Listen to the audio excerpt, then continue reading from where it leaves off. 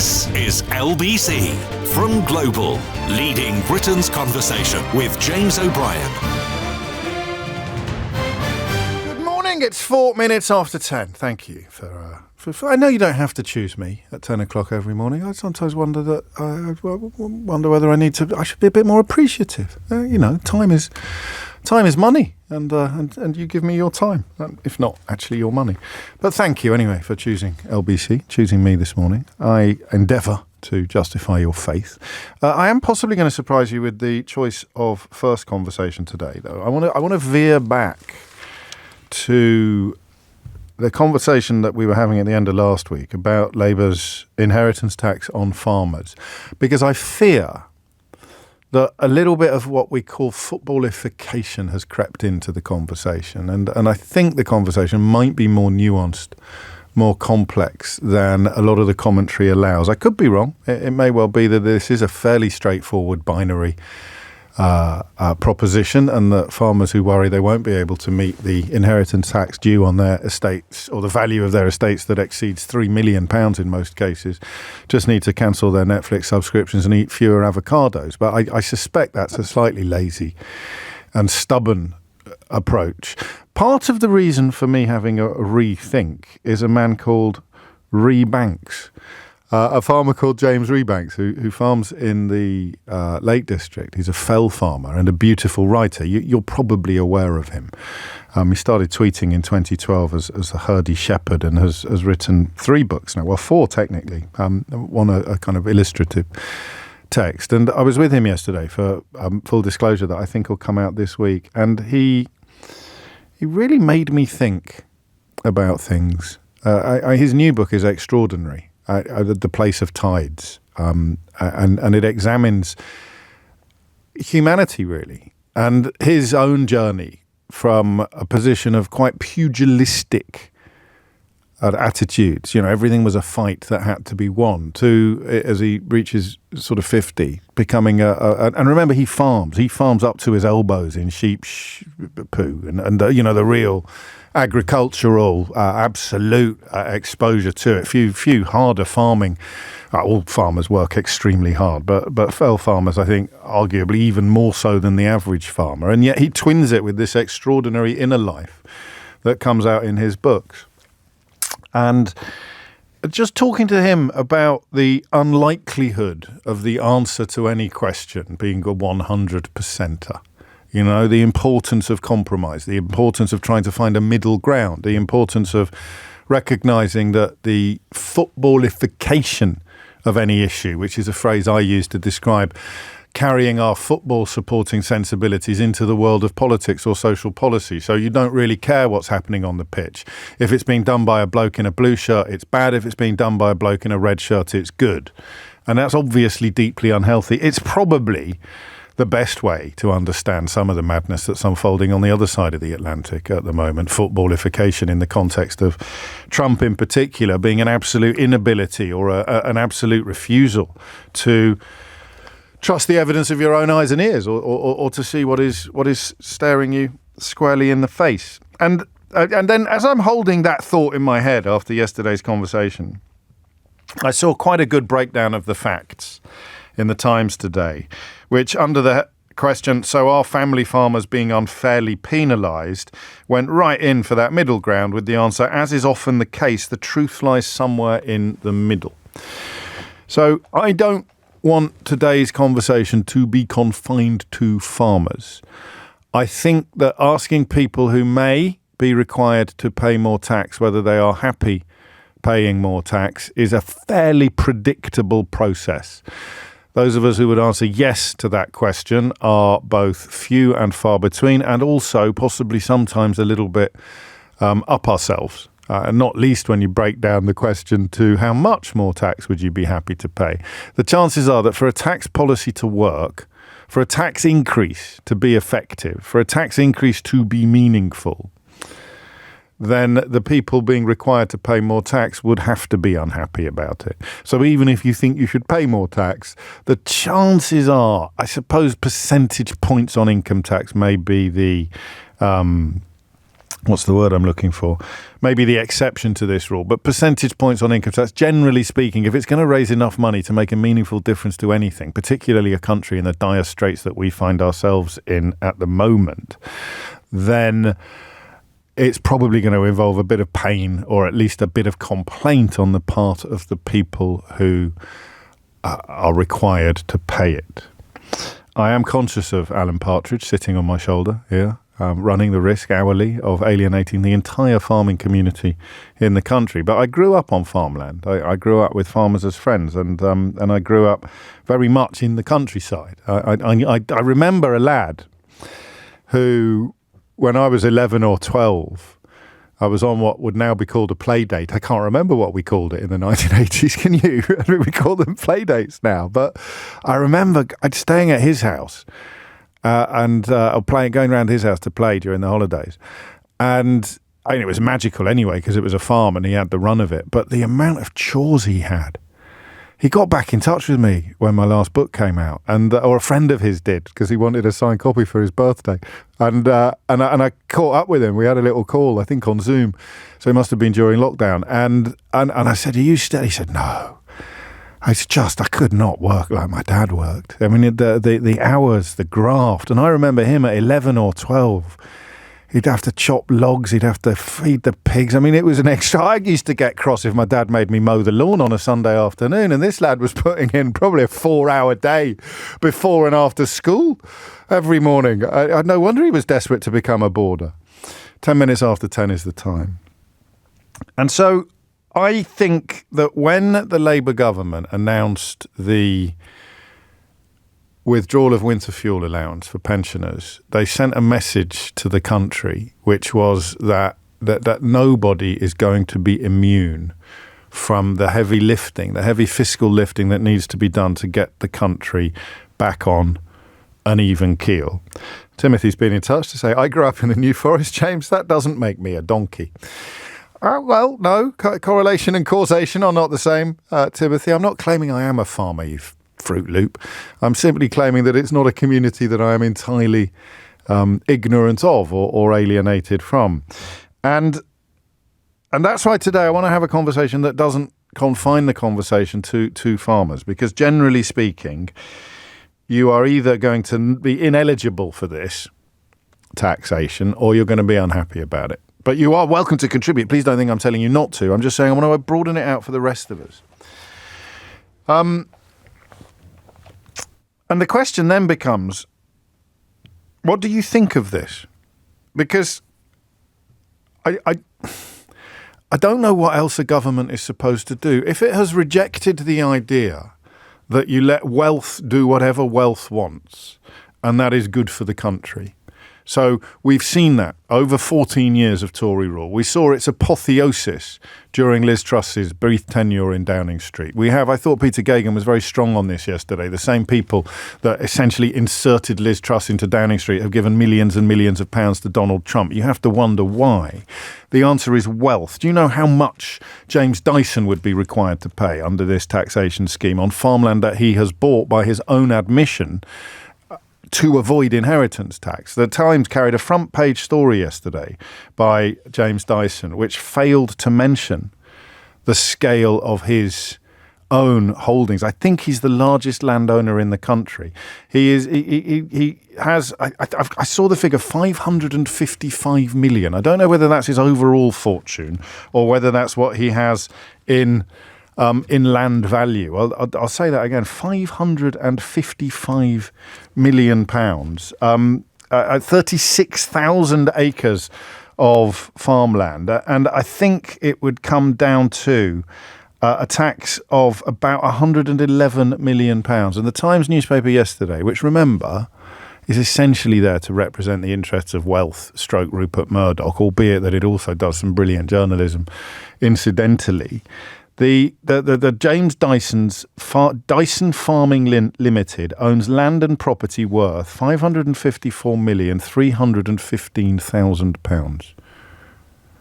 Let me say that again. 554 million, 315,000 pounds.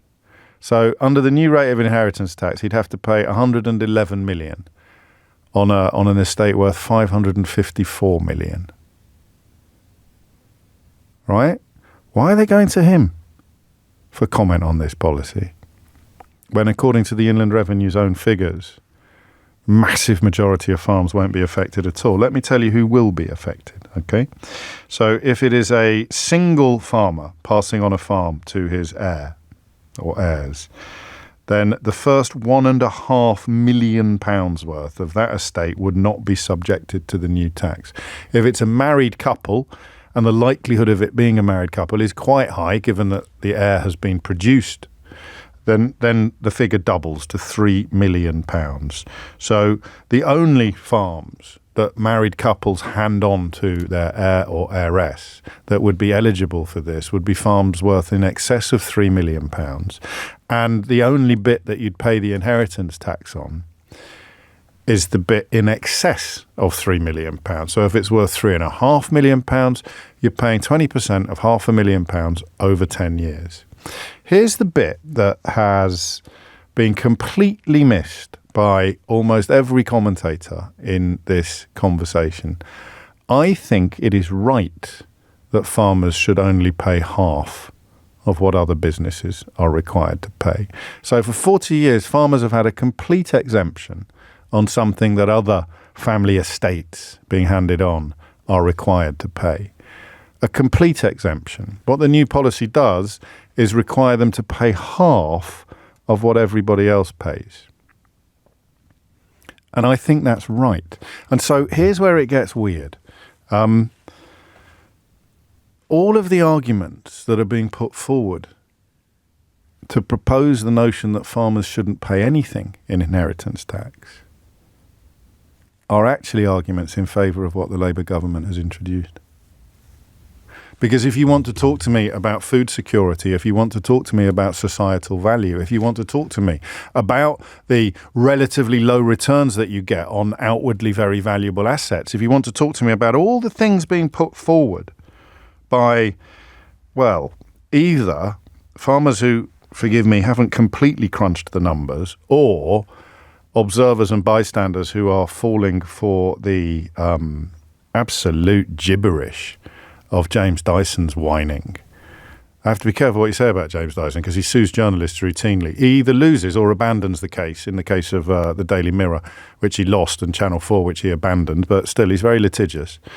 But the bottom line is that it's quite right, in my view, as a fan and a friend of farmers, that they should only pay half of what other estates, other heirs and heiresses are required to pay.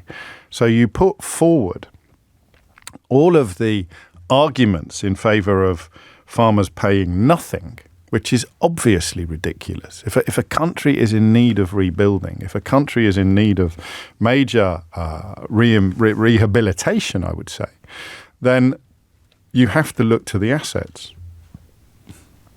And the value of land is probably the most obvious and immediate asset of all, isn't it? So you go to the value of land, and when it passes from one generation to the next, you take society's share.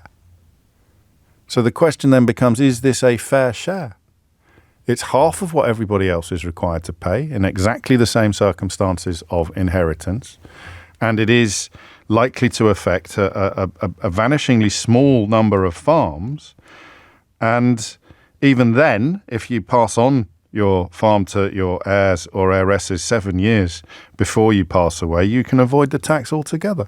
So I think not only that this is fair and proper, I think it's being presented to the British public in the most irresponsible way. Not only are they lining up people like Jeremy Clarkson, who has said on the record that he only bought a farm, or one of the main reasons why he bought a farm was to avoid inheritance tax, and James Dyson, who seems similarly motivated and who manages to write an article for the Times without anybody on the editorial floor thinking it's worth mentioning that his own land and property is worth £554,315,000, some 36,000 acres of farmland, and the largest farming company in the UK.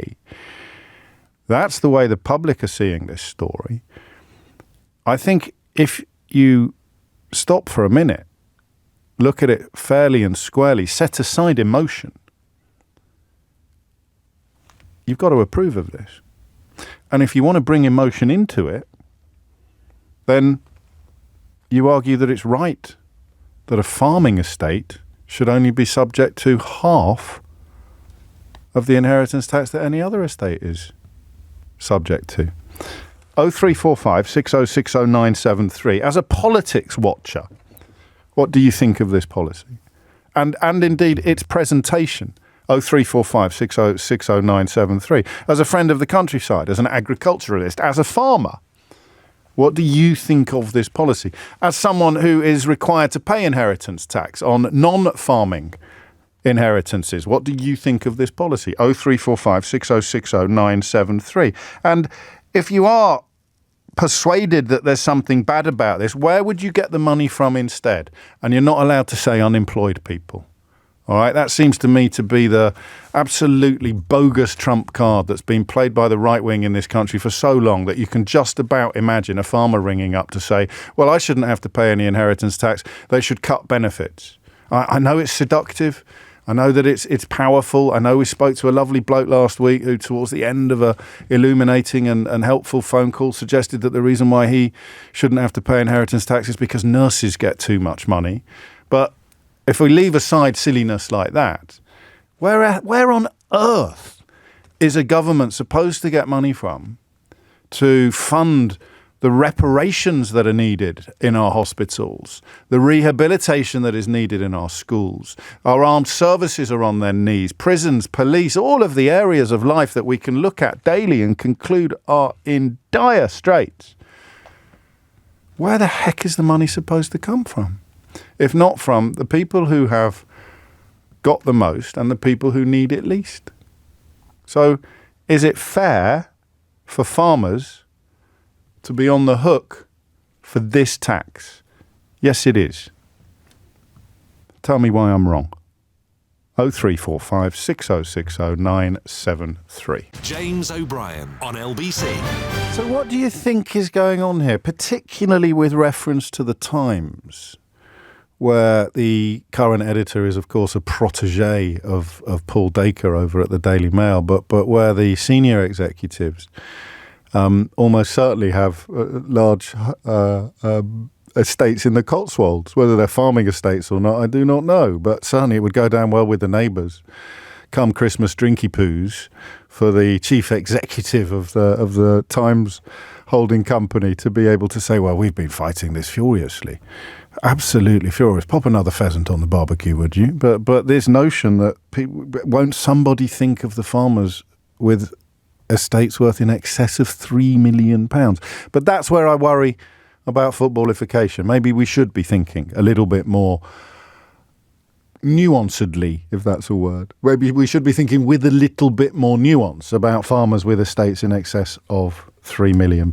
Maybe we should. I mean that. I know it sounds a little bit daft to some of you, and to others it's a no-brainer. Of course we should be thinking about people. It's the politics of envy to say that people with estates worth over £3 million should probably be paying something in inheritance tax. Something, as opposed to the nothing that they currently pay. Sue's in Chester. Sue, what would you like to say?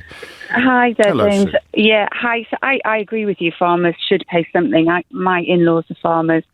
But, I mean, just talking about much smaller farms, which obviously still seems like an awful lot of money. But if you've got a farm that is valued at, say, £10 million, they don't have £10 million in the bank. It's in green fields. So you know this. You know, yes, but that's true of all estates are like that. Very few estates are all going to be a liquid cash, are they? You're going to have to sell the house. You're going to have to sell the paintings. You're going to have. I mean, that's why the National Trust owns so many stately homes. Of course, but then you're going to have to sell green fields that were used for pasture or crops. in order to pay your inheritance tax.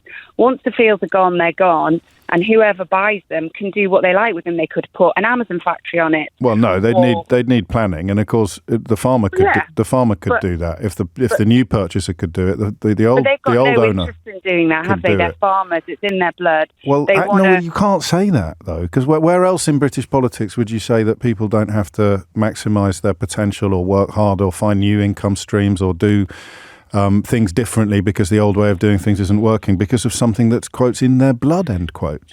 I know, but I think you're naive in that respect, because farming is not like most or any jobs. It sounds ridiculous to say it's in their blood and the land means everything to them. So what about the blood of all the farmers who factory on their land? Well, what about the blood of all the farmers who have diversified? One of the farmers I grew up with, his dad built a factory that would, I remember, sort through the misshapes from the local chocolate factory in Birmingham, and they had a big pumpkin field at Halloween that people could come and visit. They did pick your own. They introduced a massive soft play gym. There's a million different things farmers do. Hang on, because I'm just trying to address my naivety. There's a million examples of farmers as diversifying. So why is it naive to suggest that other farmers should do it more? No, I agree. There's always an example of when that is the case. But in general... So you could build an Amazon warehouse? Or you could build an Amazon warehouse. These people have got so much money. Land will become cheap because farmers are having to sell their land in order to pay inheritance tax. Well, you can't have it both ways. You can't have it. Hang on. Again, I'm sorry to talk over you, but you can't have it both ways. They're not going to sell it to enable the new purchaser to make an enormous lucrative profit by building an Amazon warehouse and simultaneously watch the value of land go down. That's a bit naive. Well, how are they going to pay their inheritance tax, James? Well, they might sell it, but if it's going to go to someone who's going to build a massive warehouse on it and make a ton of money, then the value of the land is not going to go down. I would say on a £10 million farm, they sell enough land if they really are worried about inheritance tax. We could have 3 farms worth £3.5 million. Yeah, maybe. I don't know. But I just think that... Well, let's think about it. You asked me. You thought it was a zinger. I've given you an answer. We could have 3 farms worth £3.5 million. All 3 sons of your in-laws could have a farm each. Yeah, I suppose. Well, yeah, you could do that. I'm sure there are ways of doing that if that's what you want to do. I'm not saying that people shouldn't pay. And if they do it 7 years, before they pass away, there's no inheritance tax due on anything. So remind me who I'm supposed to be feeling sorry for today. Well, I just felt that my point, maybe naively, was that if farmers are selling off their land... Sorry, who's naive now, Sue? Yeah, I'm naive. No, but there's no guarantee who's buying it and what they're going to do on the land. And once the land's gone, everyone's in uproar that there are no green spaces, there are factories... I don't think that's true. I mean, listen, you know and I know that building a factory on farmland is an absolute nightmare. There'll be all sorts of red tape involved. There is a bit of wriggle room here on people who are eligible for APR that aren't really farmers. They kind of leave the land fallow and they own it as an asset. But if it is farmland, then someone else is going to want to farm it. The chap I was with yesterday, the fell farmer, his dad was a tenant farmer while his granddad owned the farm 17 miles away. And I think possibly, and I don't know whether, is 10 million roughly what your in-law's estate is worth, do you think? I'm just speaking hypothetically. I'm bringing the value of the farm down from the James Dyson type. No, yeah, because if it's worth 3 million or less, it's nothing. If it's a couple handing it on to an heir, if it's worth more than 3 million, it's 20%, which is half of what everybody else pays, only on the value over 3 million. But I wonder whether your argument actually does the opposite of what you intended. And this makes it much less attractive for people like James Dyson to own enormous estates. The only thing we perhaps, in our jointly naive ways, would disagree about would be how much is eligible. What's the point at which this should kick in? And you're going to struggle to persuade people listening that 10 million quid is too high. Oh, no, but all I'm saying is they don't actually have that cash. No, well, no one does. No heir does. Yeah, but selling fields is a bit different. Well, selling paintings is a bit of a pain in the backside for the Duke of Tuffington Buffington, but no one gives him a free pass on this when he has to pass on to they've got to sell the Rembrandt from the West Wing. But that's what you sound like. Okay, maybe it does sound ridiculous, but it just feels that land is, once it's gone, and people bills on it, housing estates. And that is why, Sue, I think it's perfectly right that farmers should pay half of what everybody else paid. I do agree that they should pay. I'm not disputing that. You kind of are. Well, no, I'm not. Why should people not pay inheritance tax? I fully agree with you. But maybe the detail leaves the door open to some quibbling and criticism. But I mean, in that context, 10 million. So that, I think, with respect to Sue and with massive gratitude for her honesty, I think that's what happens when you introduce the feelings to the facts. I could be wrong. The phone lines are open. You think you've got better facts? Personally, I doubt it. I thought Sue played a blinder. But that, I think, is what happens when you introduce the facts to the feelings. How sorry do you feel for the Earl of Tuffington-Buffington over there who has to sell the family Rembrandt in order to keep the family home? 0345 6060 973, because that is who you're being asked to feel sorry for today. And remember, anyone with an estate worth over £10 million isn't really a farmer, they're a landowner. It's a crucial distinction to be made. I think this tax goes after landowners more than it goes after farmers. But I stress again, I could be wrong. It's 10:31. Thomas Watts has your headlines. James O'Brien on LBC. 10:35 is the time. I just briefly step away from farming and look at business in general. Here is a quote from a very successful business person. He is the co-founder of the bookmaker Betfred. He's the managing director of an employment law, HR and health and safety advice specialist called Peninsula. And he told a newspaper, there's no upside in complaining about the tax hikes that were introduced. What's done is done and we can't change that. However, it is vital that the government spend this additional money wisely and put it back into business to help drive forward growth and investment. And then he goes on to call for a cut in corporation tax. I mean, Keir Starmer would get lambasted if he did this. But if you pay attention to what he's said since he became Prime Minister or since he started campaigning to become Prime Minister, the idea is that the stuff he wants to do, he can't do because he hasn't got the money to do it. And therefore getting the country back on an even keel. Listen, whether you like him or not, I mean, that is what he is trying to do, which begs the question of where is the money going to come from? And if it's not going to come from assets owned by people, then it's going to come from income. Everybody's income. And tax rates on income are already quite high. 10:36 is the time. Number you need to join this conversation is 0345 6060 973. Briefly, before we go to Jonathan, who's in Thirsk, this is why people give money to think tanks. Because when this bloke says there's no upside in complaining about the tax hikes that were introduced, this is why you buy newspapers. You buy newspapers, you donate to think tanks so that you can put pressure on governments to actually change things like taxes, so that your wealth can be used to protect and increase your wealth. So the rest of us are left with one question. If government is dedicated to protecting and increasing the wealth of a tiny number of individuals, in the case of farmers, people who do not feel wealthy, but if you've got a £10 million estate, God knows what 0.0000 percentile of the country you're in, if the government is dedicated to protecting the wealth of a tiny minority, what is their view of everybody else? That's a rhetorical question. Jonathan is in Thirsk, a lovely part of the world. Jonathan, what would you like to say? Few things, really. I was a tenant farmer a few years ago. My dad retired and I didn't want to take the farm on because I looked at the perception that the farm's never going to be mine, so what am I working for? And it's also these guys that are going to be maybe forced to sell the farms to pay the tax bill. It's a very similar situation, isn't it? No, it's completely different. So the person, your dad's landlord, might be forced to sell the farm, which would put you... Well, they won't. That's the thing. Which would put you in a position to be able to buy it. Well, no, because all these estates, if you look at the figures, something like 98% of estates, what you call maybe over 1,000 acre or 10,000 acre, if you have it all in inheritance tax exemption schemes, so they will never have to pay any inheritance tax because they have it in all sorts of different schemes, so they don't have to pay that. They'll have it in trust. So Trust is a slightly different proposition, but I think we can be fairly confident that if there was a way to wriggle out of this, then James Dyson would probably not be writing an article about how unfair it all is. He will be wriggling out of it, won't he? Well, I don't want to make that accusation. As I understand it, he's in the hole for £111 million, or his heirs are in the hole for £111 million on his estate. So, of the farms you're talking about, they're all worth more than £3 million, and they're all worth enough.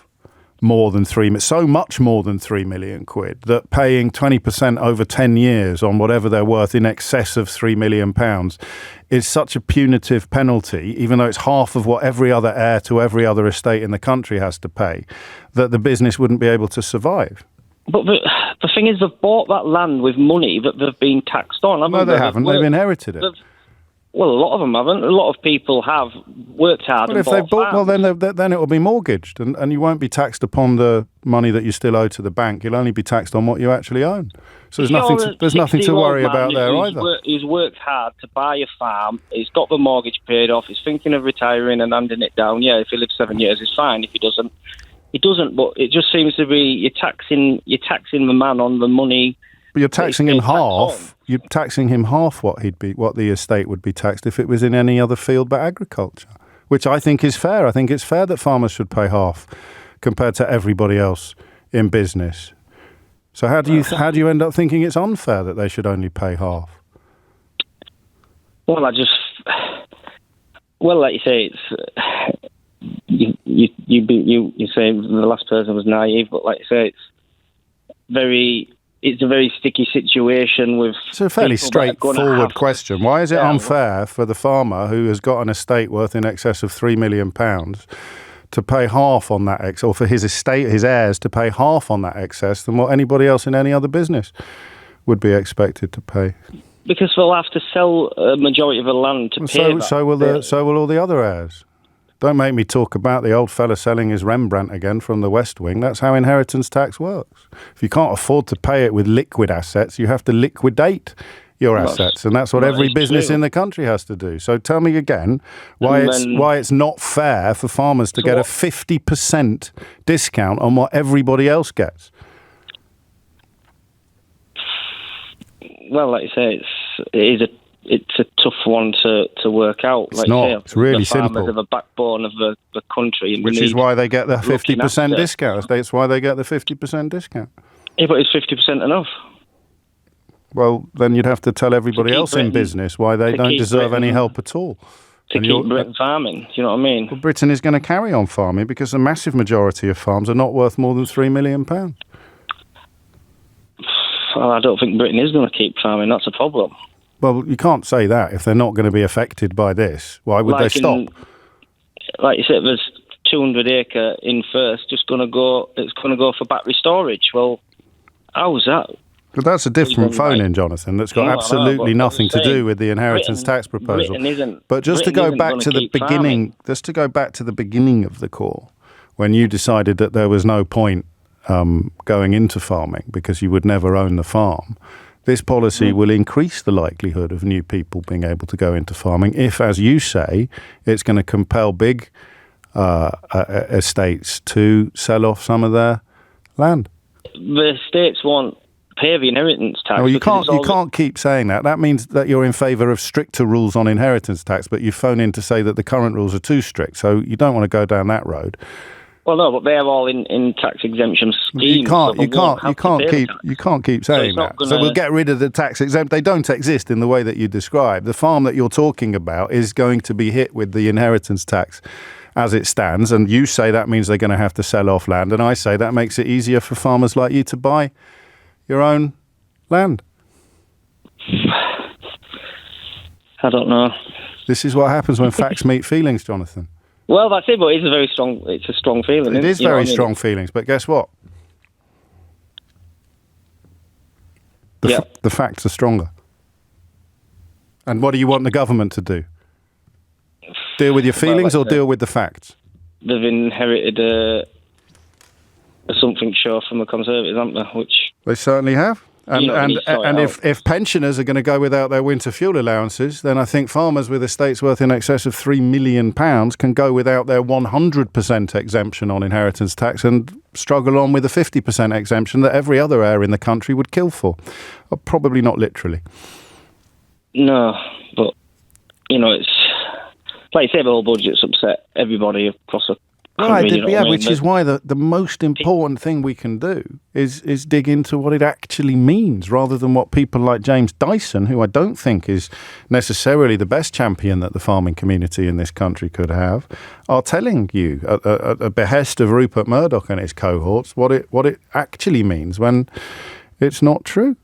And of course, to buy the land, you could get a mortgage if you can prove that the business is viable. If you can prove that you're going to be able to do, for people who don't understand simple property purchase logistics, that is what you do. You prove that you've got the track record. You prove that you've got the business. You've got a little bit of capital. You go to the bank and you say, I want to buy this farmland. I want to farm it.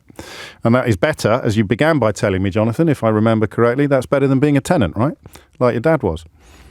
Yeah, if you can own your farm, you're better than being a tenant. So what we need to be sure of is that your dad's landlord is going to be hit with this inheritance tax. And then you're happy. Say that again, sorry. As long as your dad's landlord is affected by this inheritance tax, you'd be happy. Well, no, he won't be. Well, we're back to that again. All right, well, okay. Well, I say he will be. And if he isn't, he should be. On that, at least, we can agree. It's 10:45. James O'Brien on LBC.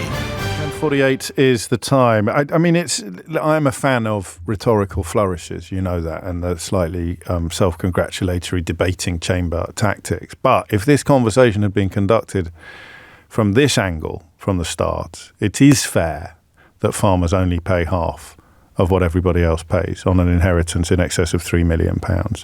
It would feel very different, right? And so,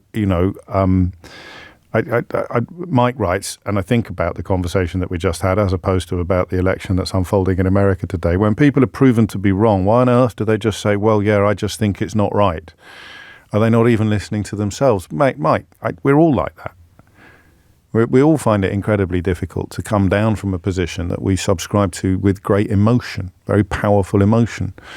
I have actually written a book about this, and Jones the engineer, who we used to talk about, showed me a picture of someone on a dating site holding up my second book, How Not to Be Wrong. If that's not a reason to swipe right, then I don't know what. I mean, seriously, that's marriage potential, right? That's just extraordinary. But it's not. Even in the days when I used to do it on several times an hour when we were taking phone-ins on Brexit, you need to be mindful of the fact that an awful lot of effort is put into persuading people to hold positions that are not evidentially supported, but are emotionally incredibly powerful. And I think we're in a similar space here. Speaking of similar spaces, do you remember the 20-minute window in which we thought that Rishi Sunak might mark a significant improvement on what had gone before? Most obviously Liz Truss and Boris Johnson, that when he talked about integrity, professionalism and accountability, that he actually meant it, and that he was sending us a coded message saying, listen, the last fella, especially Johnson, he was awful. You've no idea how hard it was living next door to him as Chancellor of the Exchequer. I can't wait to wave goodbye to that sort of moral bankruptcy. And we thought for 20 minutes, that's great. And then he put Suella Braverman in the Home Office and you thought, meet the new lot, same as the old lot. Well, Chris Mason, the BBC's political editor, reports one senior Conservative getting in touch with him already to claim that Kemi Badenoch, in appointing Priti Patel to Foreign Secretary, had, and I quote, destroyed within 48 hours any chance she had of having a respectable foreign policy. They keep doing it, don't they? They're doing the same thing over and over again in the hope of getting a different result.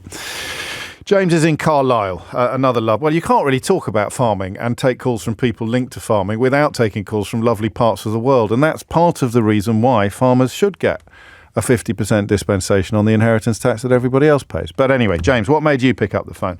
Hi, James. How are you doing? Very well. Yeah, I do agree with inheritance tax being just across the board, really. That everybody should pay inheritance tax, and it shouldn't be like one person pays different and somebody else pays another. But I think there is two arguments to this tax. Yeah. I think the problem you've got, and I agree with you that there is many people that own land out there that isn't being used for farming. I think that's the biggest problem. You've got thousands of acres of estates that are owned and aren't being used for what this country needs, which is food production at the end of the day. Now, there is better ways to tax farmers or to not tax farmers. And I think it's through a land tax. If you don't use your land for farming, or you don't produce quotas of wheat and farming and, animals and livestock, then you should be taxed on not using that land. And I think that's the better way to go about it, rather than to have a family generation farm that is a working farm that is producing food for this country, having to pay inheritance tax on producing food for this country. And I think the problem is there's too many farms now out there that aren't producing food for this country. We've just gone through a cost of living crisis. I'm in hospitality, and the wheat price went through the roof because we were importing it all from Ukraine. And we have fields out there that could be used for agriculture in this country. I don't know that it's either or, because under your glorious rule, James Dyson's £554,315,000 farming estate would not be taxed at all upon his passing. There would be no tax at all upon that estate, as long as all of the land that he owns, all 360,000 acres or whatever it is, it's a double-edged sword, though, isn't it? Was being farmed. Because at the end of the day, if it was being farmed, that would be putting into the economy, and that would be growing the economy. Yeah, but that's true of all businesses. So why do they get an exemption? No, but the problem you've got, James, is there's a lot of these farms that aren't doing anything. But you're not but you're not taxing the asset. You're taxing what people are doing with the asset, which is actually probably more complicated than a tax on an asset. Well, it's not when you've got the Rural Payment Agency that monitor all this and actually monitor this on a weekly and monthly basis of subsidies towards farmers. They know what they're growing, and they know exactly what they're producing. So why would you own huge swathes of land if you're not monetizing them, except to avoid inheritance tax? But that's what I'm saying. If you put a land tax on this not being used, it would then make them think twice about, well, do I really want to buy? Well, let's do both. Yeah, you could. Let's do both. I think the thing is, because what you don't do is address the injustice. And I disagree with you about different rates of inheritance according to what the business is. I think farmers should get a break that doesn't go to widget manufacturers or, factory owners. The farming, the role that farming plays in the infrastructure of a society should be recognised as unique, but it shouldn't be a 0% rate. It should be 50% of what everybody else pays. And then, if you're silly enough to own loads of land and not farm it, then you get hit with an asset. Then you get hit with a land tax as well. I think the problem you have, though, with that, James, is that to produce what farmers need to make a small profit, they need land to do it. It's not like. But now all the people that aren't farming their land are going to sell up. Well, that's if they're not farming the land, then selling up is the best option, isn't it? Precisely. So I agree with you on that. What about solar? What about a solar farm? Would that be hit with a land tax? Well, I don't think so, because it's not producing crops and food. Farming is crops and food. No, but it's producing energy. A lot of crops produce energy. But that's a completely different market, isn't it? You could build a lot of crops are produced for energy. It's a very grey area, that, though. No, well, I'm the one saying it's not simple. You're the one saying it is. No. I'm saying, what I'm saying, James, is that if you take a basic farmer, he grows food, doesn't he? That's what a basic farmer does. Yes. And if you have a farming generation that is growing food and it's keeping this country going, and let's be honest, farming does keep this country going. Yes. And we can all agree on that. The problem, and I agree with the problem that you're saying, is that there is so many farms now out there in estates that have been bought up by people that just want to avoid things. And I agree with you totally on it. But there is a way of taxing that all year round, not waiting for them to die. Yes, but I mean, remember, we've got income tax as well, and corporation tax. So it's not as if you're left entirely alone by society when you're farming. I guess the problem here is, and I don't think we're on an either-or tip here. I think a land tax is more complicated than you allow, but is not complicated enough to be completely removed from the equation. But the real question is how many family farms are going to be really, really badly affected by this legislation that's coming. And I think the answer to that is a very small number in the early years of it. And there's always going to be some people who pay more than is fair for the greater good. And I suspect when these numbers are crunched retrospectively in 7 years' time or in 5 years' time, I don't think the casualties that are being claimed are going to be there. I really don't. I think if you look around Cumbria, though, James, there has been small farms of 200 acres. Yeah, but they're nowhere near 3 million quid. Well, they are. They're like 2.5, 2.6 are going for at the moment. Yeah, and that's nowhere near 3 million quid. Well, it's only 0.4 off 3 million quid. Well, yeah, but they're not going to go up, are they, if they're going to be eligible for inheritance tax? And also, what's the relationship between how much land is worth and how much you can make from it? Surely the value of land is going to be dictated, at least in part, in the same way that the value of labour is, by how much money someone else can make out of that land, or how much money someone else can make out of that labour or that asset. Say I inherited a business from my father that was generating £3 million, but he rented that property. Would I get inheritance tax because that business? No, you wouldn't, because you're not inheriting an asset. But I'm inheriting the business free of charge. You're not inheriting the business free of charge. Someone else would have to pay an inheritance tax on that, and that would involve your rent going through the roof. No, I'm on about a business, as in like a limited. Yeah, but it has to have a premises. It has to have a premises. But what I'm saying is that it's based on profit, then, isn't it? So what I'm inheriting is the profit of that business, and the business. Hopefully you are. Presuming you'd be as good at running it as your dad is. I may not be understanding you completely here, but I think you're complicating things unduly. That this is a tax on assets. Assets produce income. The value of an asset is going to be largely determined by the amount of income that asset can produce. So the argument that my asset isn't worth enough because it doesn't produce enough income is, if it was the other way around, if it was a Conservative politician being presented with the same sort of figures, but with a sector other than farming, then the argument would be, well, you're clearly not efficient enough. You need to increase productivity. You need to cancel your Netflix subscription and eat fewer avocados. This is why I'm saying a farm can't produce anything without assets. That's the problem we've got.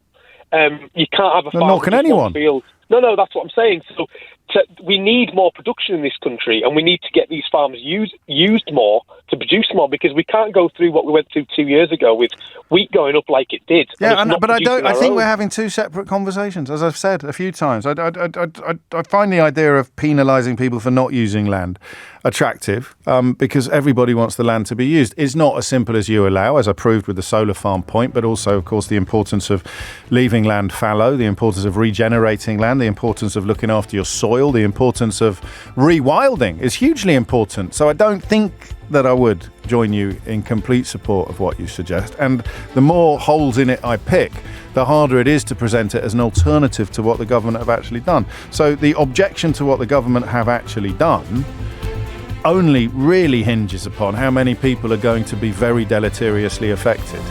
And my conclusion, my evidence-based conclusion, looking at the work of tax experts as well as other authorities in the field, is that it's not going to have this effect on anything like the number it would need to for the policy to be rejected. James O'Brien on LBC.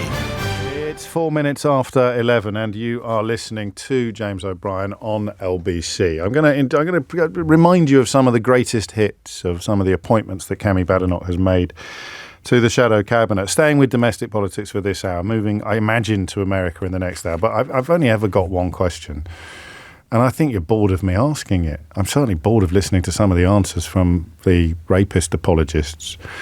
And the idea, I was a great caller to Nick today, who simply said, in answer to the question of who would you rather win, who simply said, well, for me, it's always going to be the one that's not the rapist, the one that's not the criminal. How long was my introduction yesterday?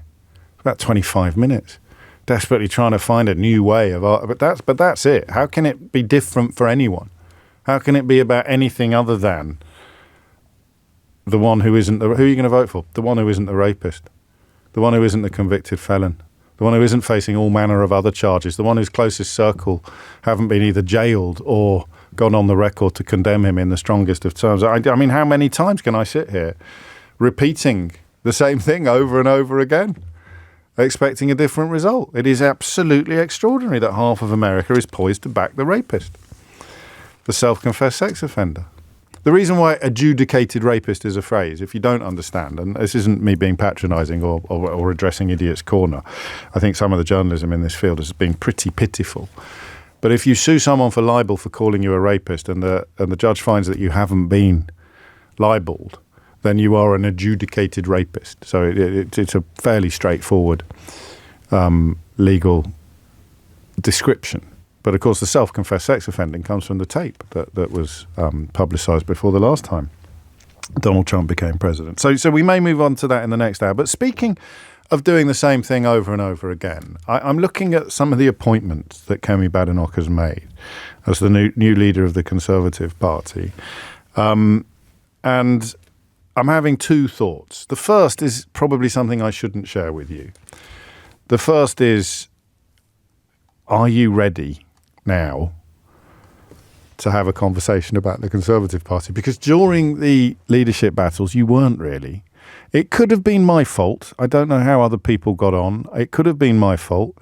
You can always disguise a lack of interest from people listening to the programme by booking a lot of guests. So it's sometimes a little bit difficult to tell whether or not there is a public appetite for a conversation if a radio show is loaded with guests. And sometimes it's right to load a show with guests, because whether there's a public appetite for the conversation or not, it is an important moment and we might need a little bit of illumination and illustration. But I don't know if you are ready yet to have a conversation about Kemi Badenoch's shadow cabinet. But I'm going to try, because I'm going to invite you to look into your crystal ball. I want to work out what is likely to happen next with the Conservative Party. But first, let's run through some of the people that have been given wonderful new jobs. So, for example, the Secretary of State for Education's shadow is now Laura Trott. What is puzzling me is how you can be even talking about tax cuts when a central pledge is getting debt down and debt is going up. So the central pledge is one of our fiscal rules, which is that debt needs to be falling over the 5-year fiscal forecast as a percentage of GDP, which it is. No, it's higher in 5 years than now. Not as a percentage of GDP. Yeah, no, it's higher. It's going up. It's lower in the 5th year relative to the 4th year. So it goes down at the end of the projection. But in 5 years, I think it's higher at the end of the project. Yeah, 23.4, 89% of GDP. 28.9, it's 93% of GDP. Debt goes up. It falls at the end of 5 years a little bit. But that doesn't mean debt is coming down. That means debt is going up. It's higher. It's higher in 5 years than now. It's falling as a percentage of GDP. It's higher as a percentage of GDP. I'm not sure. I think. Well, this is really basic. I'm looking at the latest OBR table. Public sector net debt ex Bank of England, 28.9, 92.8%, 23.4, 89%. So it's up in 5 years. Now, I'm amazed that you don't know that debt is rising, but you're the one who's planning. I'm looking at the percentage of GDP. This is. I think I need to have the figures. I've got different figures, so I think we just need to. You remember when Diane Abbott had a bit of a nightmare with Nick talking about, I think it was police numbers and police pay. If you never need an illustration of how the UK media works, how many times have you been reminded of that nightmare moment for Diane Abbott in a radio studio, who wasn't, I don't think, even in government at the time? How many times have you been reminded of Diane Abbott's car crash interview? That is someone who was working in the Treasury at the time, revealing that they didn't really understand what the relationship was between debt and GDP. Kemi Badenoch has decided to promote her, which suggests that, contrary to appearances, Kemi Badenoch might actually have a sense of humour. She has decided to promote her to Secretary of State for Education. An extraordinary, I mean, genuinely extraordinary, but one thing you need to remember is that the pool from which the talent, for want of a better word, is to be drawn is quite incredibly shallow. If you thought that the talent pool that Rishi Sunak had was shallow, wait until you see the new one. And in fact, the Shadow Home Secretary is now Chris Philp. Right now in Goma, there's a genocide going on, and there's such a big conflict going on with people from Rwanda. So had my family members come from Goma on a crossing right now, would they then be sent back to the country that they're supposedly warring, Rwanda? Does that make any sense to you? No, I think there's an exclusion on people from Rwanda being sent to Rwanda. They're not from Rwanda, they're from Congo. They're from Congo. They're supposedly warring these people from Rwanda. Are they then going to be sent to Rwanda if they came here on a crossing? From Congo? Yeah. Would people be sent from... Well, I mean, Rwanda is a different country of Congo, isn't it? It's a different country. Yes. It is. Yes. You're saying if they come from a war zone in Congo, would they then be sent to Rwanda? Chris Philp there discovering in real time that the Democratic Republic of Congo is not Rwanda. Kemi Badenoch has made him Home Secretary. Foreign Secretary? At least Priti Patel won't have the justice brief.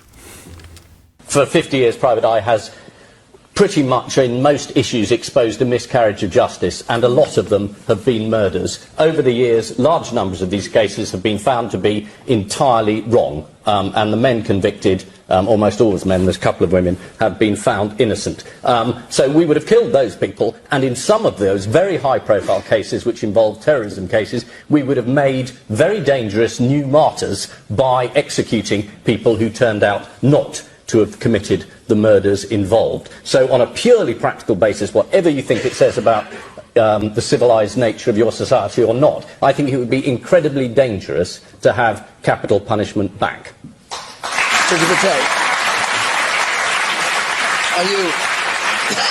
are you influenced at all by that argument of miscarriages of justice? No disrespect, Ian, but I'm not. On the basis that I think, this is really about our criminal justice system, actually.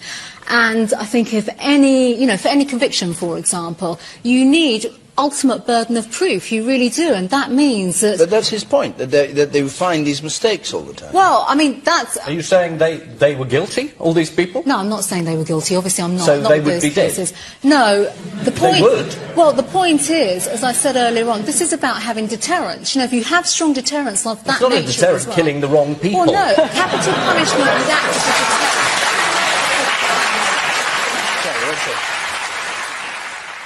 So, meet the new lot, same as the old lot. Remember that Priti Patel was sacked for having secret meetings with a foreign government, and Kemi Badenoch has decided to put her back in the Foreign Office. I mean, this is really strange. That's why I think it is interesting, even though the temptation to look away is almost irresistible. And the Justice Secretary, so the man who is ultimately in charge of the criminal justice system to which Priti Patel just referred, is, wait for it, shadow, of course all these are shadows, honest Bob Jenrick. Well, I have been very critical of the police in the past, particularly around the attitude of some police forces to the protests that we saw since October the 7th. I thought it was quite wrong that somebody could shout What about the Allah last 8 or 9 Akbar days? on the streets of London and not be immediately arrested. So I don't say God is great. Make sure you say it in English and you'll be absolutely golden. But if you say it in Arabic, then you should be immediately arrested. That is the new Justice Secretary for you there, taking time off from ordering that murals of cartoon characters be painted over at a processing centre for unaccompanied children who are seeking asylum in this country. So I mean, that's just 4. Look at who's not on the list. Look at who's not taken a job in Kemi Badenoch's shadow front bench. There's no James Cleverly there. There's no Tom Tugendhat there. There's no Jeremy Hunt there. There's not even an Oliver Dowden, who seemed quite happy to do almost anything for Rishi Sunak and previous Tory leaders. And I want you to tell me where you think this party's going. I want you to tell me particularly if you are a traditional Conservative voter. What is happening to your party is always a potentially more interesting question than what is happening to the party. Because, of course, people who are never going to forgive the last 14 years of national decline are unlikely to want what's best for the Conservative Party, and so your answer to the question may be slightly coloured by that bitterness, by that resentment. So I'll tell you what I think. Well, I will, because that's how the show works. And you probably won't be absolutely shocked to discover that I think all roads lead to Brexit. I think what you're looking at is another death throw of a party that can't yet admit it led the country down the garden path in 2016 and is not yet capable of coughing up to the crime, coughing up to the offence. This entire generation of politicians still has to pretend that it was a clever thing to do. You can't really, I mean, I keep saying you can't imagine there ever being more evidence, but there will be. There's more evidence every year. One of the things that was overlooked in the OBR's accompanying its report this week that came out when the budget came out, one of the things that was overlooked in the small print was the fact that the hit to the UK economy remains immense. But this Conservative Party still has to pretend that it was a good thing to do, that it was all a good idea. And I can't see what they do as a party until they can detach themselves from that legacy. Oh, it was bad enough, Kemi Badenoch describing Boris Johnson as a man more sinned against than sinning, a position so entirely at odds with the facts that you sort of wonder whether she is capable of telling the time unaided. But on the Brexit thing, which is obviously I don't think I can call it a pet subject for me anymore. I think everybody now realises how important the coverage at the time that pointed out all of the flaws and the inevitability of its failure was. I can't see this party returning to anything like rational electability as long as the ghost of Brexit remains at their table, at the shadow cabinet table, like Banquo's ghost. Brexit sits there on Kemi Badenoch's right-hand shoulder. How many of these people? I mean, all of them are either Brexiters or people who've abandoned the rational opposition to Brexit and pretended that it was a good idea, like Honest Bob Jenrick, whose nickname is not a coincidence. So, I listen, it's all on me now. When I ask you a question like the one I'm about to ask you, for reasons I have never fully understood, it's like alchemy. It's why I love my job so much. I can ask you the same question on 2 different days and get completely different responses or no response at all. So I think when I say it's all on me, it's a question of how successfully I convey to you that I am really, really interested in what you think is going to happen next. Now that Kemi Badenoch has essentially set her stall out, it's a stall that has room for Priti Patel, fired for secret meetings with a foreign government. It's a stall that has room for Honest Bob Jenrick, who thinks you should be sent to jail or at least arrested immediately for saying God is great in a foreign way. It's a stall that has room for Chris Philp. Really big room for Chris Philp. He's shadow foreign secretary, shadow home secretary, despite going on television to defend the Rwanda plan without having clocked that Rwanda and the Democratic Republic of Congo are 2 completely different countries.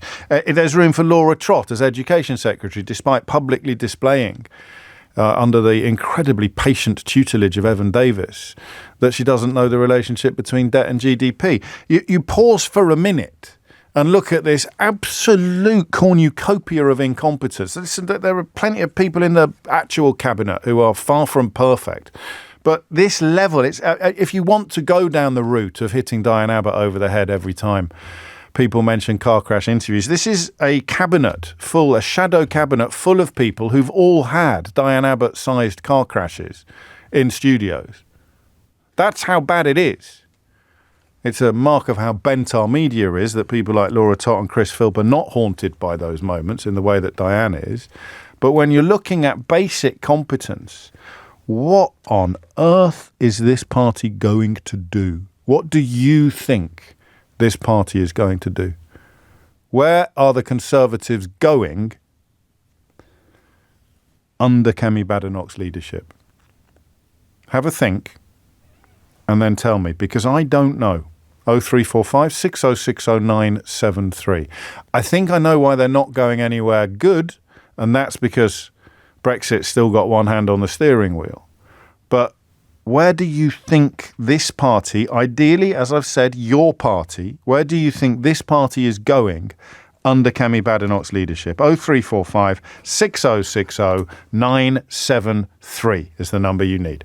James O'Brien on LBC. I think you could loosely describe some of the most disgraced and failed politicians of recent years, best embodied probably by Priti Patel. I guess if you follow such things, the fact that Suella Braverman and Steve Baker aren't there is probably a plus. But her options are incredibly limited. So let's have a look at why the team looks like it looks like, and then have a proper crack at the question of where we think it might go, where Kemi Badenoch might lead it, now that we know who's in it. Aggie Chambre is LBC's political correspondent. Aggie, I wanted to just break down or crunch how limited her options are, because not only is it a mere 121 MPs to choose from, but if you were to do man for man or woman for woman marking of every member of the actual government, there'd be a job for pretty much every MP in the Parliamentary Conservative Party. Indeed, there would be. And we know already that some people have already said that they would not serve in Kemi Badenoch's shadow cabinet. So Rishi Sunak, for example, Oliver Dowden, Jeremy Hunt, James Cleverly, just as a start, they have said they will not serve. So you've already lost them. You've also already lost people who are on select committees.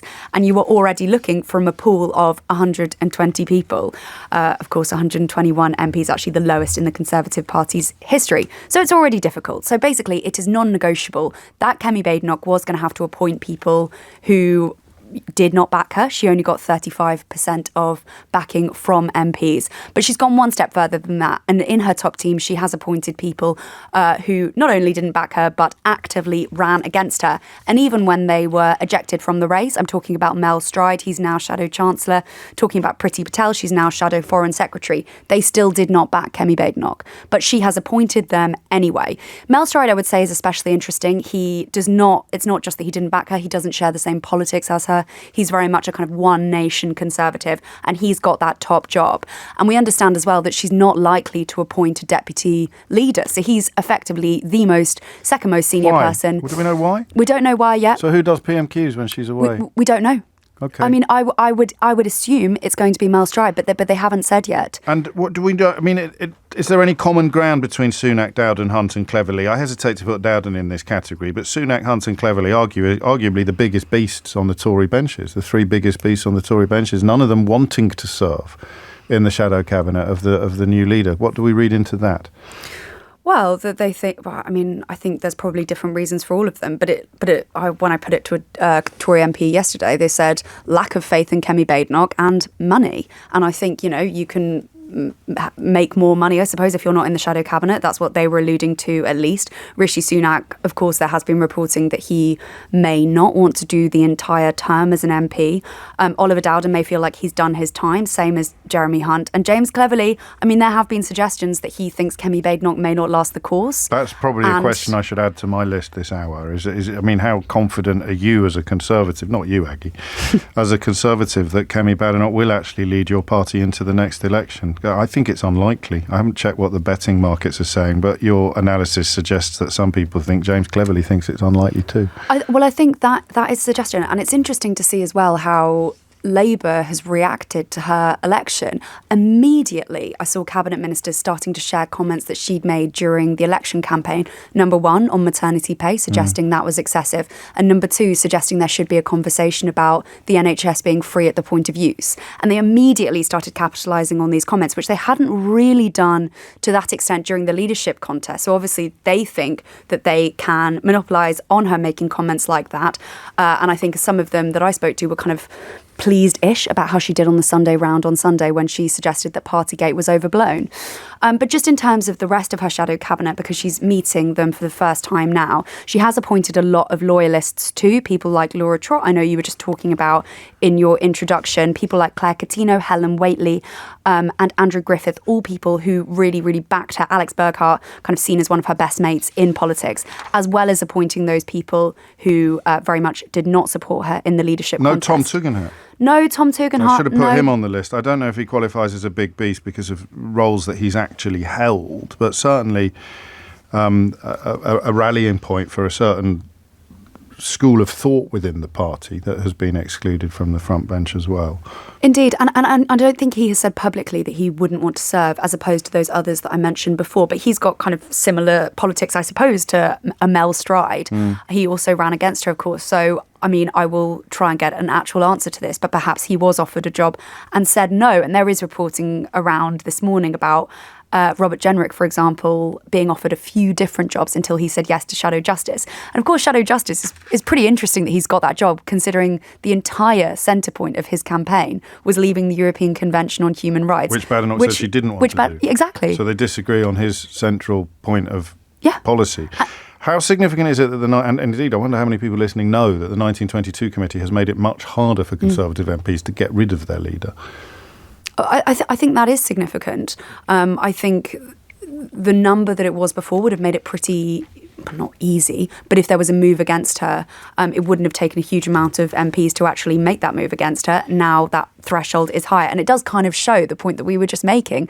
Is she going to make it for the full term? Well, obviously, there is a little bit of concern about that from that 1922 group of MPs who think, OK, well, let's just up the threshold a bit so that it's harder to get rid of her. But I mentioned as well the response from Labour. I actually think the response from Reform as well is really striking. I was having a conversation yesterday with a Reform insider who said that they've had almost 2,000 people join their party as members since Saturday morning when Kemi Badenoch was, of course, elected.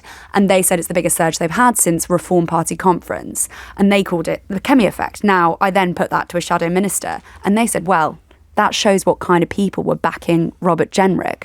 And I think that is interesting in two ways. I think it's interesting because it shows that they think that people who were more reformy were more likely to back Robert Jenrick. Well, he was certainly wooing them. I mean, it was interchangeable at times with Farage on a variety of issues, and it didn't work because her victory was relatively big, wasn't it? The margin of victory was relatively healthy. Which makes it all the more confusing about where the party goes next. Does it go in a Jenrick direction, or does Jenrick transmute again and turn into a different type? I mean, he's changed. What was it Groucho Marx said about opinions? I've got opinions. If you don't like them, I've got others. He could have been talking about honest Bob Jenrick. Or does Kemi Badenoch have a plan? Well, we know she doesn't. Well, she hasn't said what her policies are at this stage. I think the thing that people have said to me about Kemi Badenoch is she really does know her own mind. So although she hasn't talked lots about what policies are actually going to look like, she's going to set up these policy working groups. She's the kind of person who will just work out something in her mind and then announce it to the group. Whereas Robert Jenrick, when he was running against her, was described to me as someone who would go around the room and ask everyone what they thought before he'd admit what he thought, which I thought was quite wait until he heard a good idea and claim that was what he thought all along. That was me. That was me. That sounds about right. Aggie, thank you. We shall watch with interest the question of where we think the party will go under Kemi Badenoch. I listen, I don't want to sound arrogant, first time for everything, but if I can't answer that question, I wonder who can. Where is the party going to go under Kemi Badenoch? Your thoughts on 0345 6060 973. Before the news headlines quickly, Tom Tugendhat has made it known that he declined a role. He'd made it clear he didn't want a role, as been reported. So that is part of the question that I'm asking you. Sunak, Hunt, Cleverly, Tugendhat and Dowden don't want to be in this team. Where do you think Kemi Badenoch is going to lead it? Here's Thomas with your headlines. James O'Brien on LBC.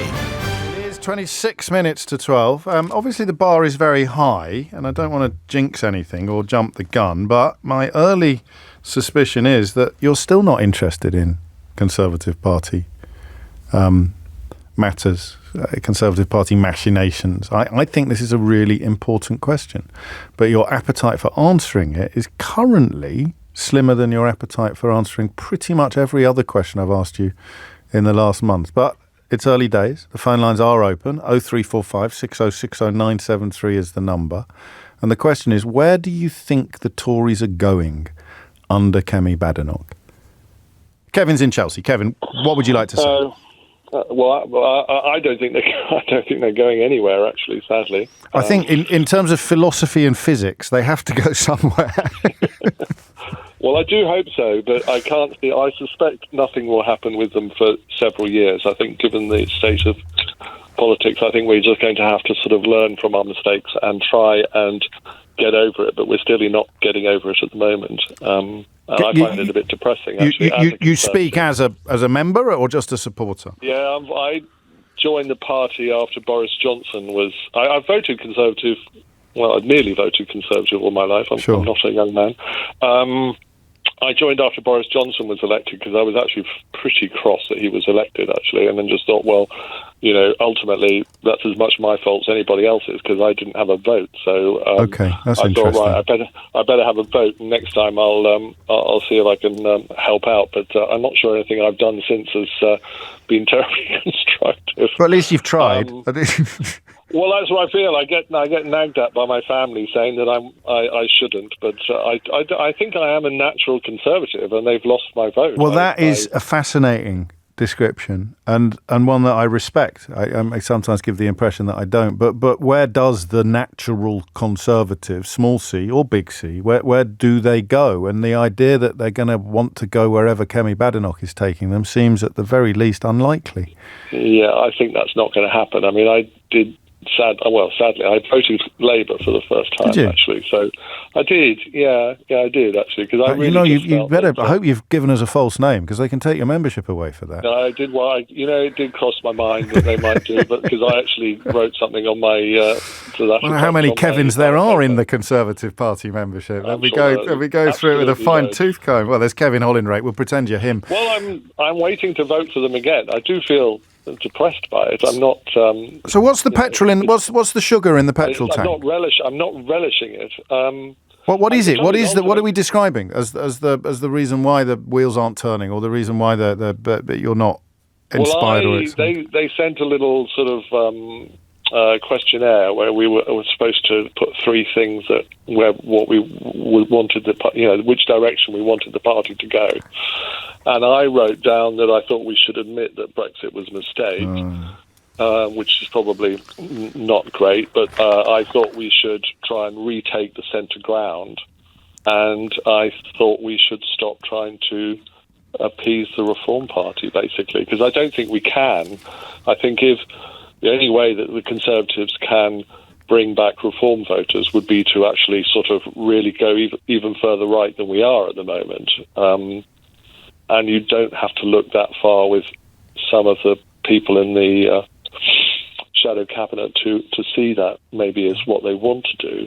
But I think it's a mistake, because I think I know people like me who have not voted Labour before, who did vote Labour, and I'm a bit surprised that they did, actually, to be honest. Well, what would the alternative have been? If you're repulsed by Reform, you're going to be repulsed by Reform Light, which is what the Tories looked like going into the last election, and look more like now. But something's got to change. I mean, I can't see. I mean, I can't see us getting back into power unless we actually take the centre ground. I completely agree. The only thing that gives me pause is when you add the numbers up. If you add the Tory vote to the Reform vote, then they beat Labour. I mean, they may struggle to beat Labour plus Lib Dem. But if you want to win, the idea, I've got to tell you. But I don't. The only thing I would say is I think there are more Conservatives like me who just couldn't vote Reform. Well, there are a few listening to the programme at the moment. Simon says, I agree totally with Kevin. Another text says, this guy is exactly me. This notion that the Tories' future lies in the centre means that they're at least one more leader away from being in that place, because it's not going to be led to the centre by Kemi Badenoch. I actually bumped into our Labour MP on the street, actually, just before. It was literally, I think, it can't have been polling day, can it? It could be just before. And I said to him, and I just passing by, and I didn't harass him, I promise. Okay, I'm very glad to hear it. Just to let you know, I've never voted Labour before. I'm going to vote Labour this time, but I'm lending you this vote. I'm not giving it to you. I'm lending it to you. You mess it up, and I'm not going to do it again. But we shall see.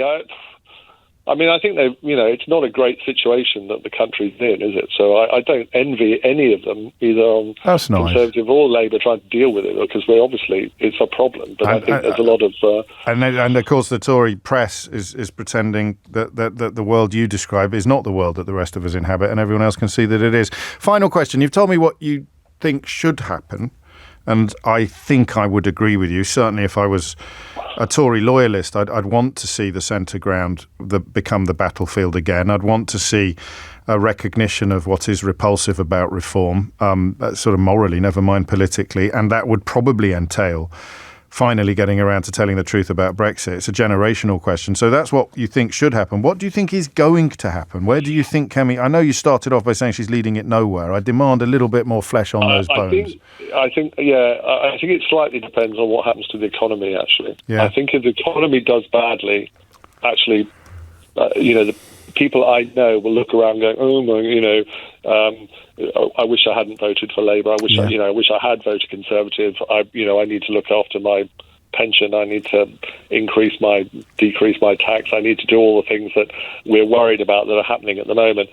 If the economy does do okay, then actually I think people might look at it differently. So I think actually the ball is in the Labour part, really, and I think they need to. It really depends on what they do. So if the economy stagnates, I think Labour will be in trouble.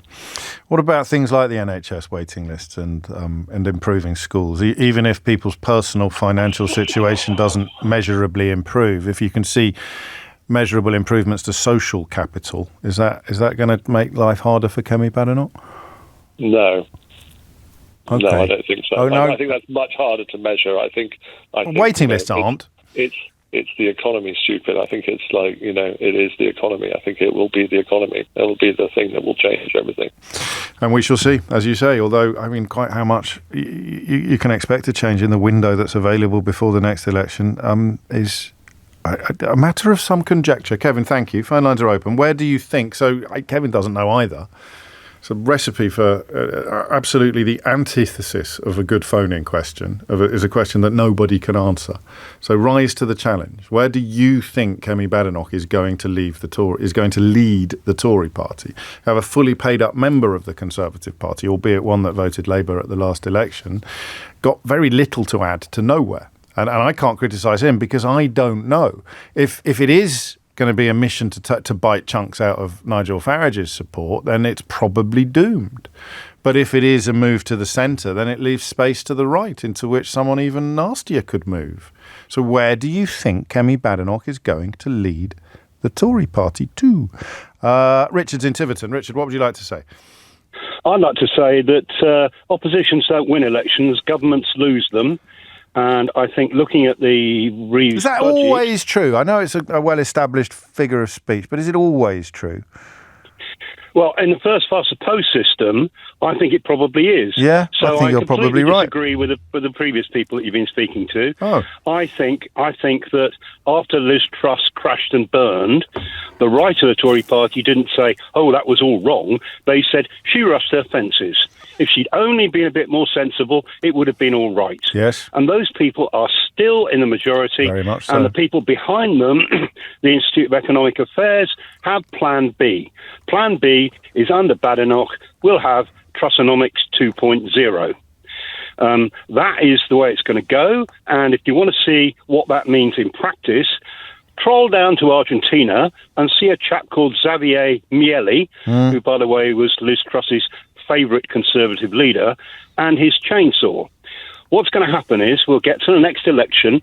Labour won't have solved the cost of living crisis. But nobody, I'm going to pause you, but because nobody voted for Liz Truss to be Prime Minister, except a Conservative Party member. So the idea that you could win an election on that ticket is probably fanciful, isn't it?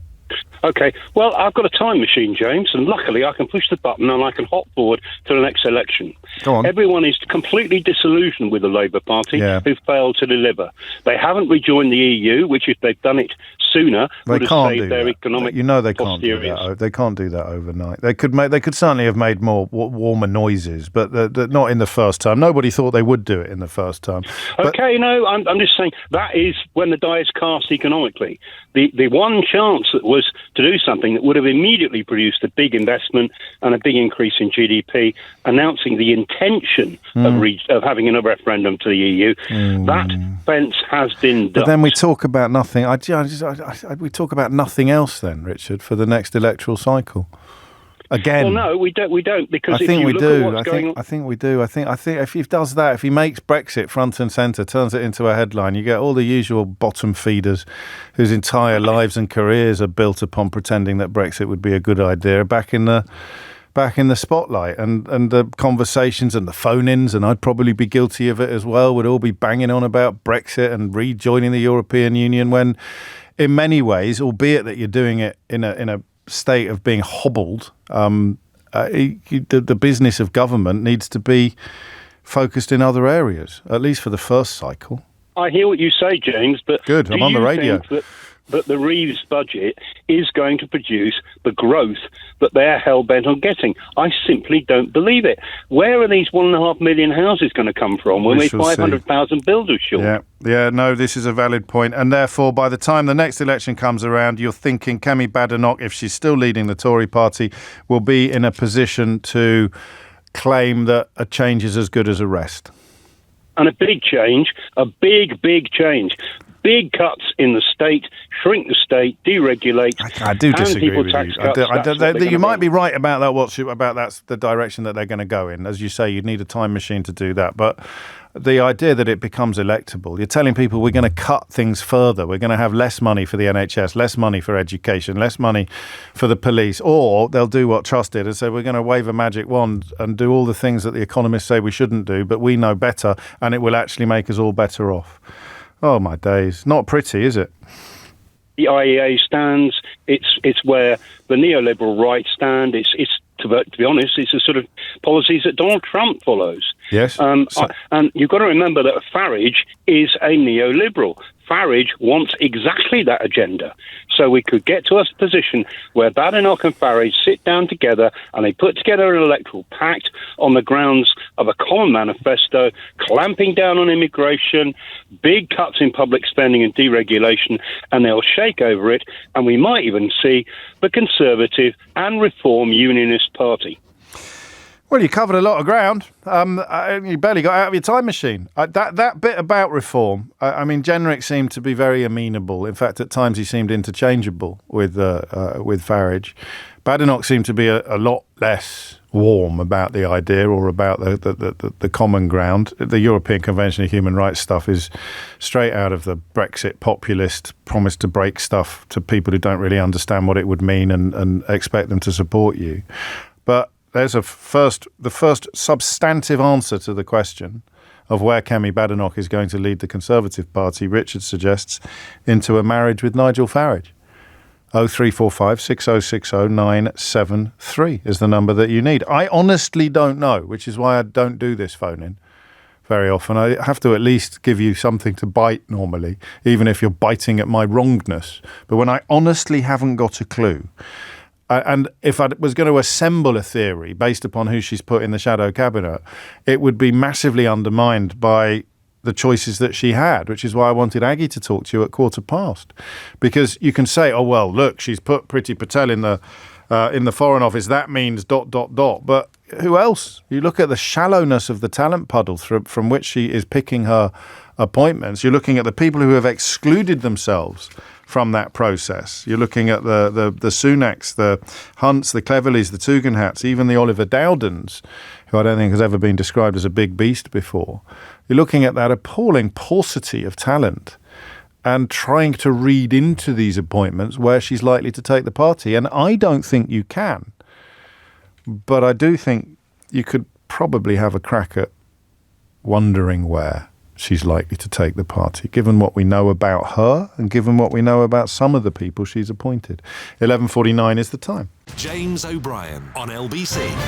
It is 11:53. You are listening to James O'Brien on LBC. I am haunted, I tell you, by Sally in Houghton-on-the-Hill, who answered a question on the breakfast show this morning with such clarity that it actually stopped me in my tracks. Simply saying, in response to the question of who do you want to win in America, Sally replied, well, for me, it will always be the candidate who isn't a rapist.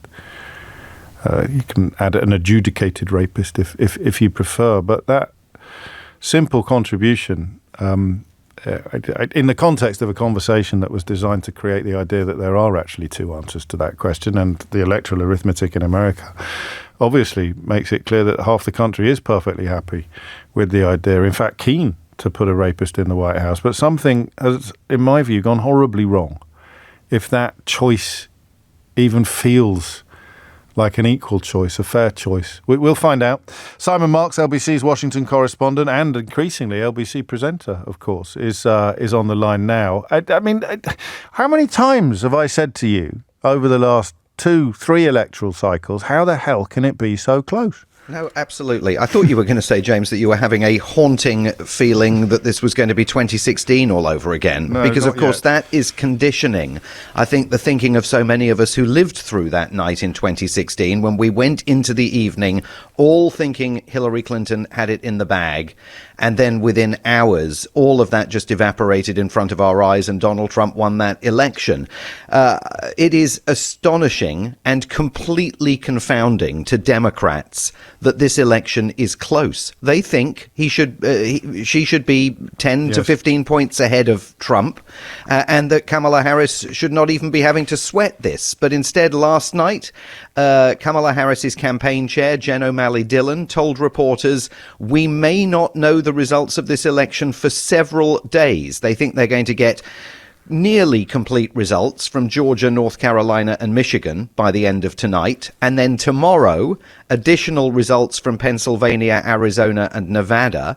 But this thing, they appear to think, I mean, she's described it as a margin of error election, is so close that they are certainly not exuding public confidence about getting a winner tonight. Now, you know, that is in and of itself astonishing, but it demonstrates that the polls that have told us this is deadlocked may well prove to be correct. I mean, there are possibilities, of course, that by midnight, President Kamala Harris is, Vice President Kamala Harris is being described as the president-elect, and the networks are projecting, a landslide win for her.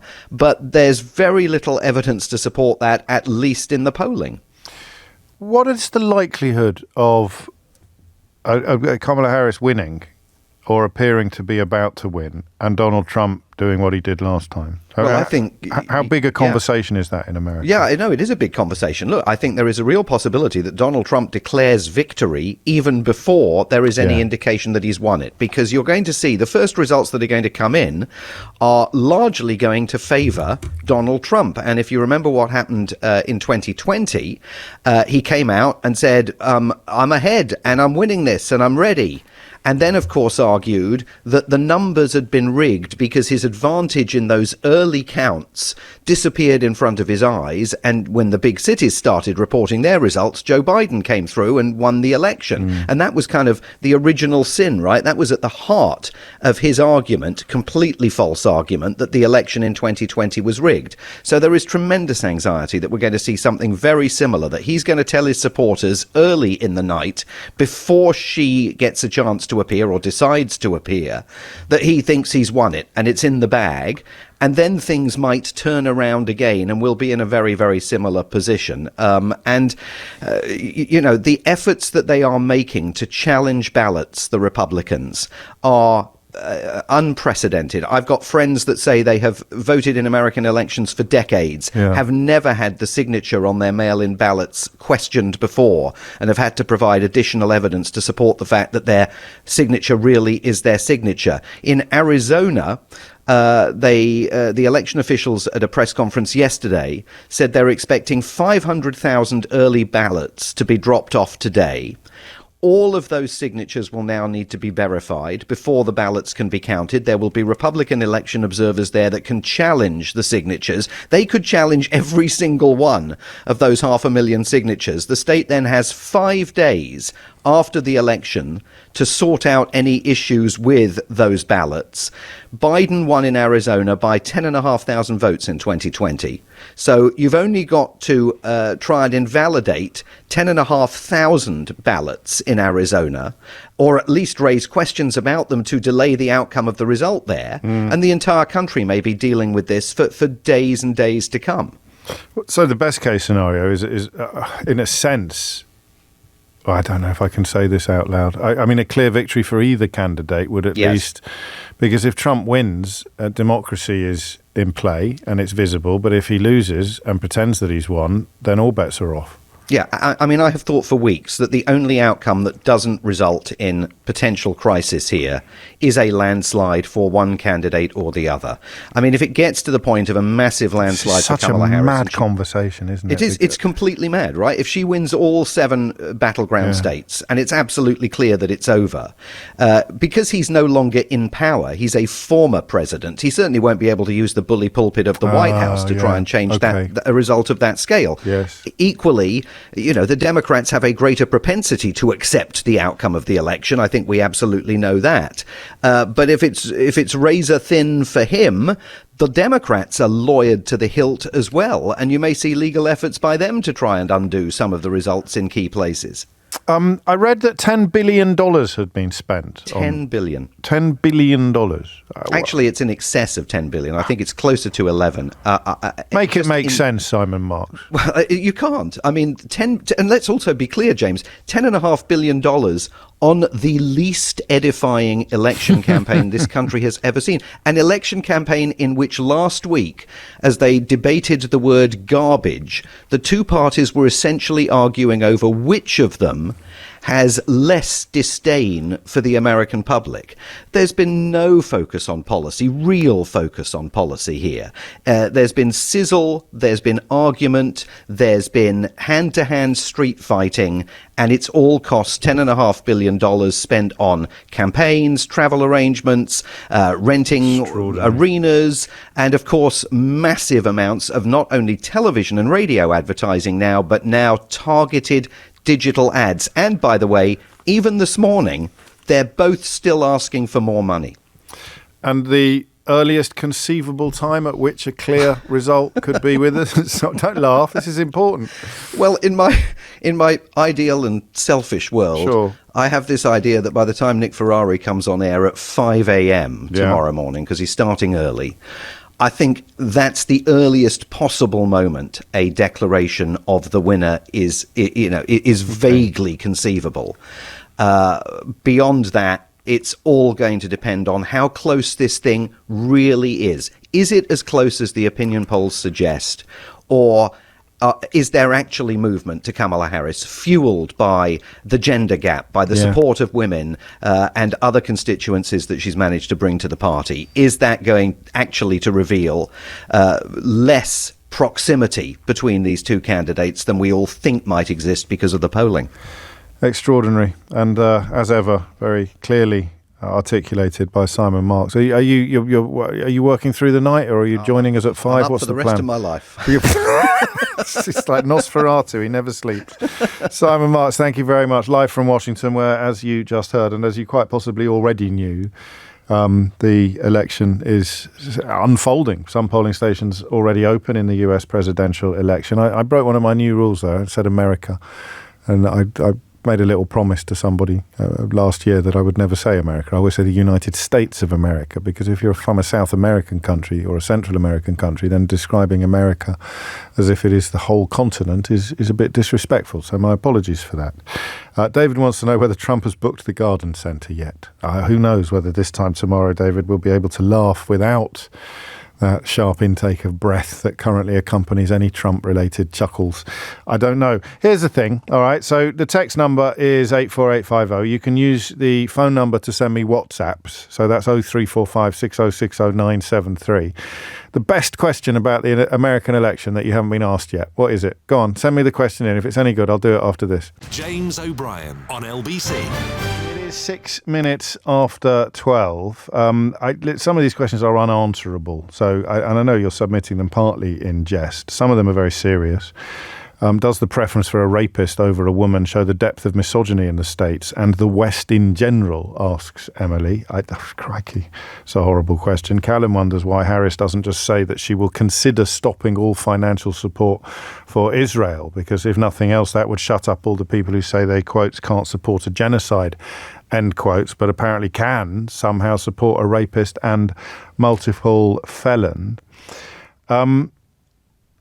I have a question for you, and I'll keep looking at some of yours, but I'm gonna hold back on that question just for a moment, because It isn't just the caller that Nick had from Horton Hill, Sally in Horton on the Hill, who just stopped me. Does it happen to you sometimes? I hope it does. I hope it even happens on my show occasionally, where somebody says something and you just go, yeah, but I don't know that I've got anything else to add. It's a slightly unhealthy thought to have at 9:30 in the morning when you're due on the radio for 3 hours at 10 o'clock, but I don't think there's anything else to add. And she just said, well, for me, it's always going to be the candidate that's not the rapist or the candidate that's not the criminal. I saw a wonderful chart the other day of all the felony charges that have been faced by presidents since the founding fathers wrote the Constitution, since the role of President of the United States of America was invented. And it sometimes you need to see things distilled down to really simple building blocks to be reminded of how straightforward things used to be. So it goes like this, and I can't remember off the top of my head how many presidents of America there have been, but it goes 0 0 0 0 0 0 0 0 0 0 0 0 0 0 0 0 0 90 something 0. As in the only, and that's charges, that's not convictions. If it was going to be felony convictions, it would go 0 0 0 0 0 0 0 0 0 0 0 0 0 0 0 34 0. And what does it do next? Does it go 34-0-34 or does it go 34-0-0? And of course, if it goes 34-0-34, that 34 is going to rise in the coming days. So you've got that. That's the first, what would you call it? Things that you would have thought were deal breakers, right? Convicted felon, adjudicated rapist, self-confessed sex offender. Then you've got abortion. So there is a piece by Emma Barnett, formerly of this parish, in the I newspaper today, where she talks about what is at stake as America votes. Abortion being a very live issue in this election debate, despite very few people believing that what Donald Trump publicly professes is what he would privately contend. It is there. You're going to turn abortion into a hideous minefield up and down right across America potentially, and that should be a deal breaker for many, many people. Sexual autonomy for women. So you've got the rape, you've got the abortion, you've got something else that you may not be aware of. Imagine writing an article contingent upon the possibility that Donald Trump would ban vaccines. Have you heard this one yet? A US ban on vaccines would have dire implications for Americans and could put vulnerable Britons at greater risk of harm, a UK-based expert has said. So Donald Trump has promised to put Robert F. Kennedy Jr. in charge of public health initiatives. Kennedy was originally running as an independent. He's one of the most prominent conspiracy theorists on the planet, and Trump has suggested he could lead health policy. He has, for example, publicly and frequently stated that vaccines are linked to autism. When asked over the weekend whether banning certain vaccines would be on the table, and remember, this would be banning vaccines based on conspiracy theories rather than science, Trump said he would consider it. He would talk to Kennedy and others about the issue. So you're looking at this. You're looking at a full-on. I give you an idea of where this guy's coming from. If he was in the UK, he'd probably be on GB News. Now, that's how up to his neck he is in crazy conspiracy theory. And do you know what? Actually, maybe, because one or two people have been considered too bonkers even for that outfit, haven't they? So he may be too bonkers even for a gig on GB News, Robert F. Kennedy Jr., I'm not sure. But that's what you're looking at. So you've got the abortion, you've got the sex offending, you've got the felonies, you've got the vaccines, you've got quite a good piece by the same newspaper's chief political commentator looking at the diplomatic nightmare, that what diplomats would have to do, they'd have to get people in Washington. One thing you can be sure of, whoever wins, Nigel Farage will be begging for a job. Because one thing you can say about people who claim to be anti-establishment, they are almost always absolutely desperate to be in the establishment. But that is irrelevant for now. I presume he's there, is he? I very much doubt he's in Clacton. I presume he's gone to America to complain about American politicians interfering in British politics. But all of those things, and the vox pops I heard this morning that involve people saying, I don't think America is ready for a woman president. And that is where my question for you today comes from. Because have a look at UK politics. Listen, it's a bit weird, this fetishisation of Margaret Thatcher. Every time the Tories elect a female leader, the columnists are queuing up to describe her as the new Margaret Thatcher. In Theresa May's case, they even had a front page on the Daily Mail that said the steel of the new Iron Lady. I think when Truss released her budget, Farage came out and said it's the best budget since 1986. 1986 wasn't a notable year for budgets, but detail has never been his strong point. And now Kemi Badenoch, they're obsessed with the idea of Kemi Badenoch being the new Thatcher. But that's 4 leaders. That's 4 female leaders the Tory party has had. That's 4 prime ministers, potentially. It's 3 already. 3 female prime ministers we've had in this country. So when I heard quite a lot of vox pops this morning saying, the country's not ready for a female president, I'm going to do my full range of American accents during the course of this hour, if you're lucky. The country's not ready for a female president. I realised the gulf. Oscar Wilde talked about 2 countries being divided by a common language. Do you remember that? Obviously not directly, but you remember that old, I love that. Is it Oscar Wilde? It's usually Oscar Wilde. 2 countries divided by a foreign language. We have an idea in our heads. I don't know whether it's true of Americans, but it's certainly true of Brits. We have an idea in our heads that we are very similar. We have an idea in our heads, probably as a colonial inheritance, possibly because until George III came along, America was a British colony. We were in charge. We knelt even to the same monarch. So I still carry this idea of kinship, cousinhood, the idea that we are somehow 2 branches on the same family tree, right? And I don't know a lot about America. And I think that is one of the reasons why I have struggled so much with the willingness of half of America to support an adjudicated rapist, a serial felon, a self-confessed sex offender. You can make the list yourself. You can, and I don't understand why everybody doesn't do that. That's what I would have done if I was in charge of a broadcasting organisation of a newspaper. I'd just put together one paragraph that accurately describes all the things Donald Trump is and insist that they read the whole paragraph or print the whole paragraph whenever they mention his name. Donald Trump, who is an adjudicated rapist, a self-confessed sex offender, a serial felon, and faces charges for and led the insurrection. I mean, you'd have to pick and choose, wouldn't you? You couldn't put it all there. It'd take up pages. But here it is. Richard points out that some people claimed America wasn't ready for a black president 16 years ago.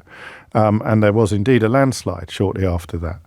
So I hope that the claims America's not ready for a female president prove to be as ill-founded as the claims that America wasn't ready for a black president. But there are enough of those claims to make this question pertinent. Okay?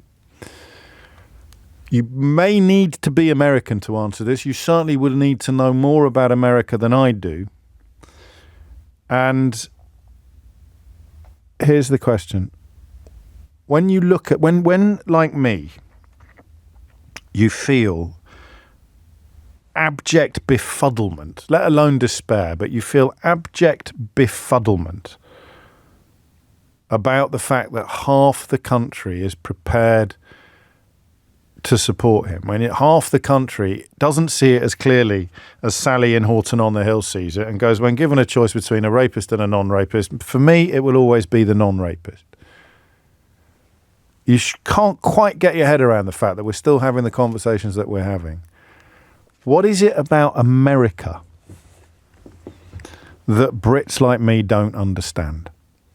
Okay? That's the question I want you to answer. What is it about America, modern America, that Brits like me don't understand? Okay? What is it about...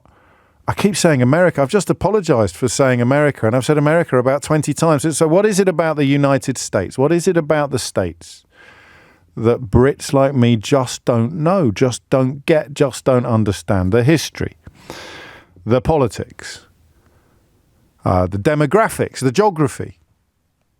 All of those factors that you would... Because, I mean, even talking about the United States of America seems anomalous when Simon Marks reminds us that the results come in from rural areas and they are measurably and historically very different from the results that come in from urban areas. But that will be true in a lot of territories, in a lot of countries, in a lot of electorates, where the prospect of the adjudicated rapist enjoying 50% support would be unthinkable,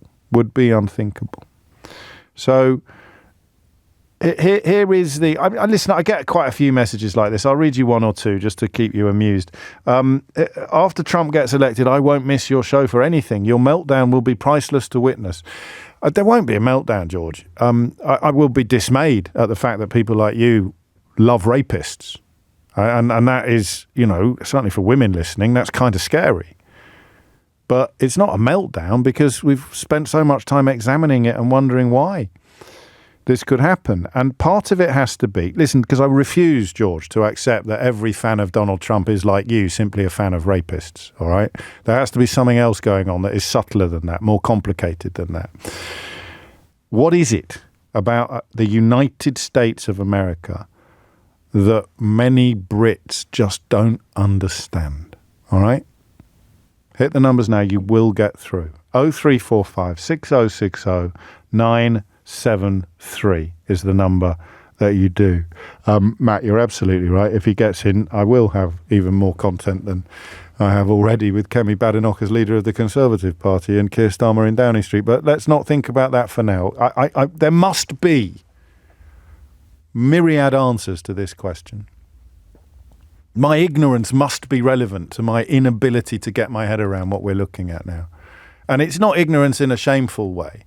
It's ignorance as a simple absence of knowledge and understanding. It's not willful ignorance. It's not bigotry. I cannot understand how this is happening.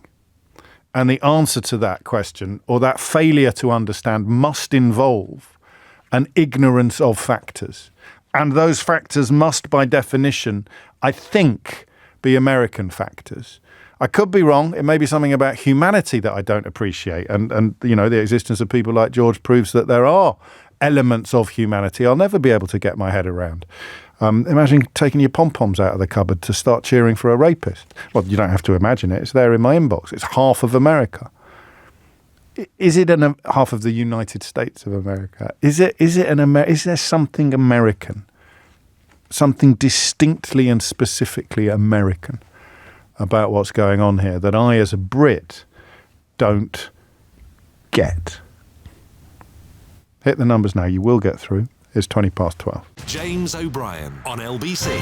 22 minutes after 12 is the time.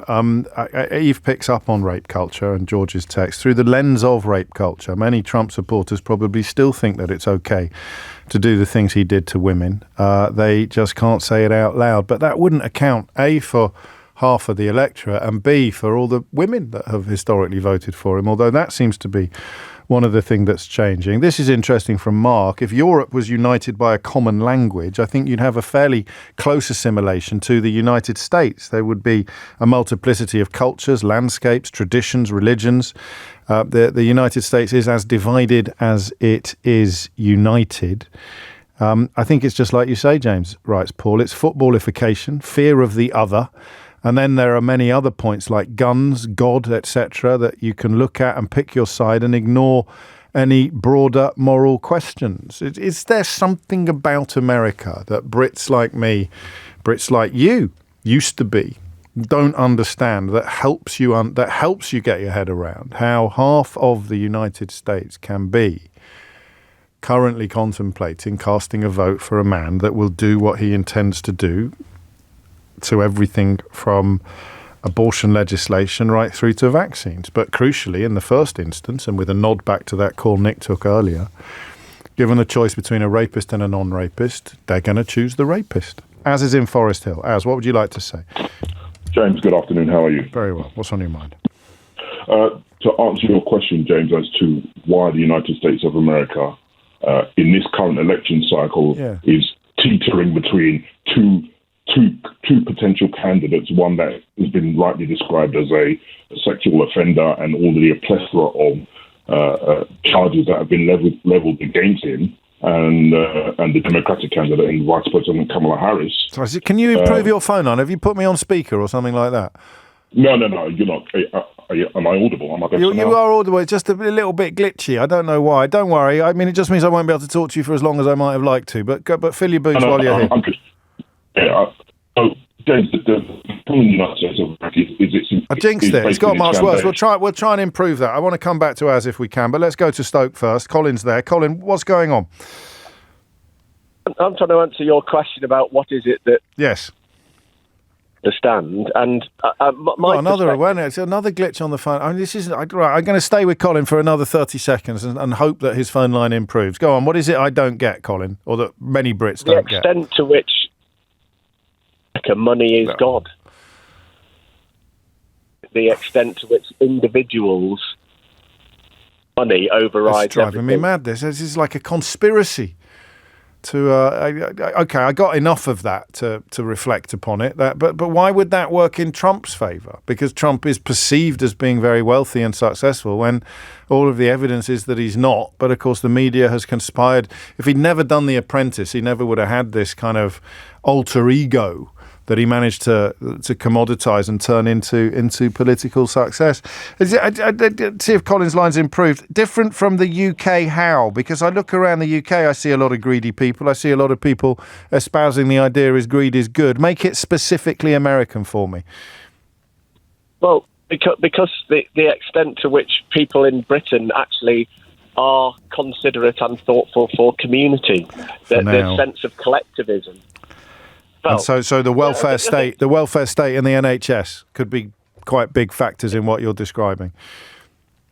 I think it matters to people in Britain, the sense of thoughtfulness for other people. We recognise that we are part of a collective. In America, it's about individual and the extent to which you and your money, the whole system is based on, I need to insure myself, I need to make sure I protect myself, and money is the God. Is the tool, money and guns are the things that you use to do both of those things, and guns. Yeah. Well, guns fits in with your analysis, and that kind of, we speak romantically sometimes of a pioneer spirit. That idea that you answer only to yourself, you only have yourself to rely on. But of course, well, it doesn't have to be factually fair, does it, to be emotionally powerful? Thank you, Colin. I'm moving on, mostly because the phone line's not great. Adrian writes that Anthony Scaramucci I love listening to him. I don't know why. Well, but he talks sense, but also he's got a great voice. He's often said that the USA is very misogynistic. Male chauvinism dominates, and Trump fills that space. That's why a female presidency would be a big thing. Hillary fell at that hurdle too. Chauvinism, where does that come from? Why would that be different from this country? I don't know, but there must be a big difference there because we've had 3 female prime ministers, albeit only... Yeah, and 2 of them actually won general elections. Kerry's in Stratford. Kerry, what made you pick up the phone? Hey, James, thanks for having me on. You're very welcome. Yeah, if you don't remember, I'm an American, and I'm watching this. The thing I want to share with the English folks or the UK folks is the vast size of the country is something that a lot of people in Europe don't quite understand. Yes. And because the size of the states means that you could be considered pretty cosmopolitan and never leave the state. Yeah.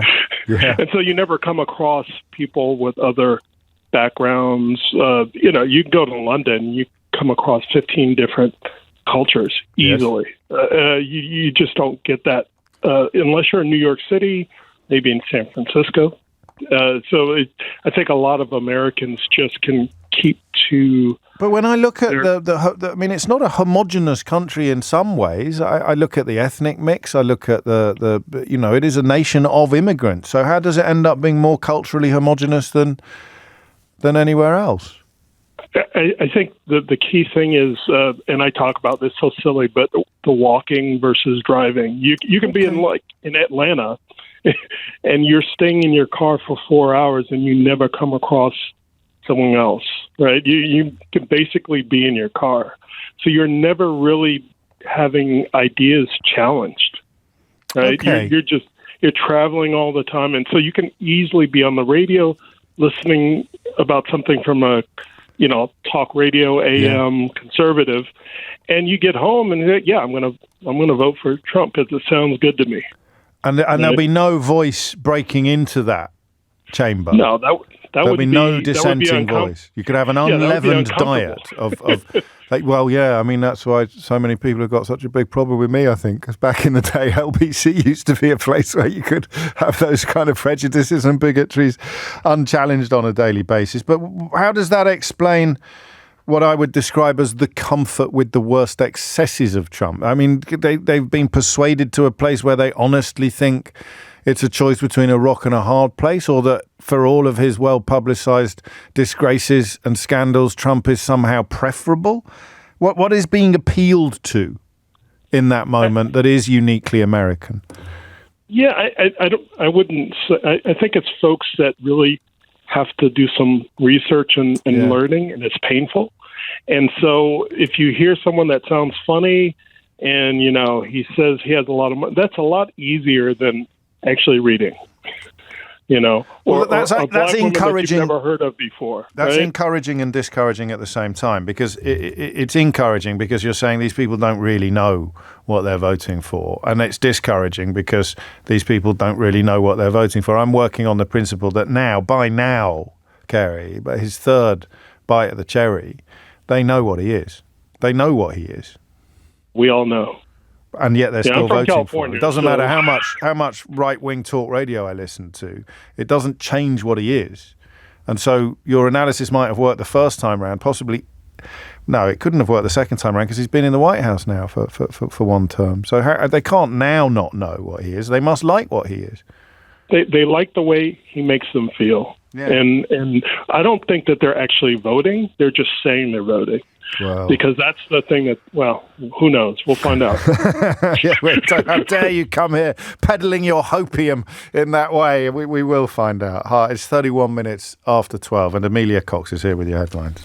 James O'Brien on LBC. When was it? It was... Was it the first Trump election, or was it before that, when the Guardian newspaper got its readers to write individual letters to American citizens urging them not to vote for a certain candidate? I presume it was Trump.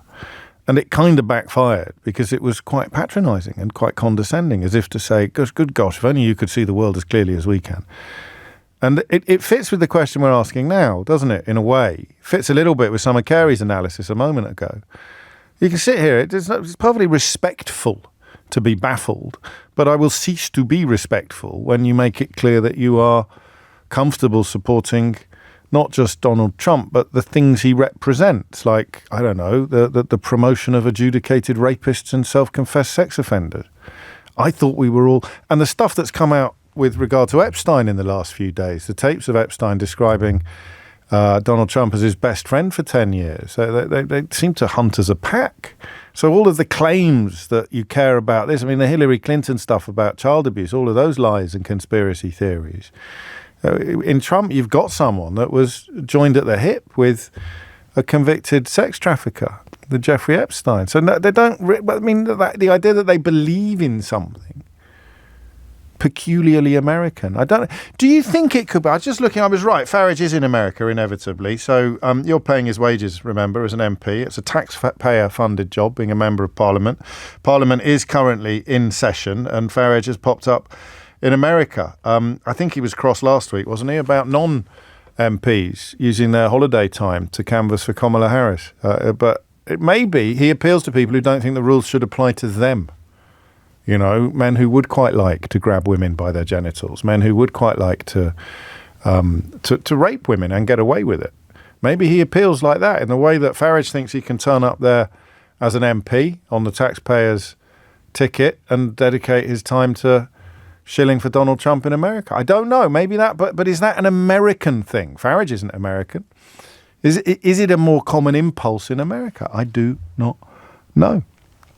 Drew's in Alexandria in Scotland. Drew, what would you like to say? Hello, James. Hi, thanks for taking my call. You're very welcome. You don't sound very American. No, I don't. No, very, very, very distant.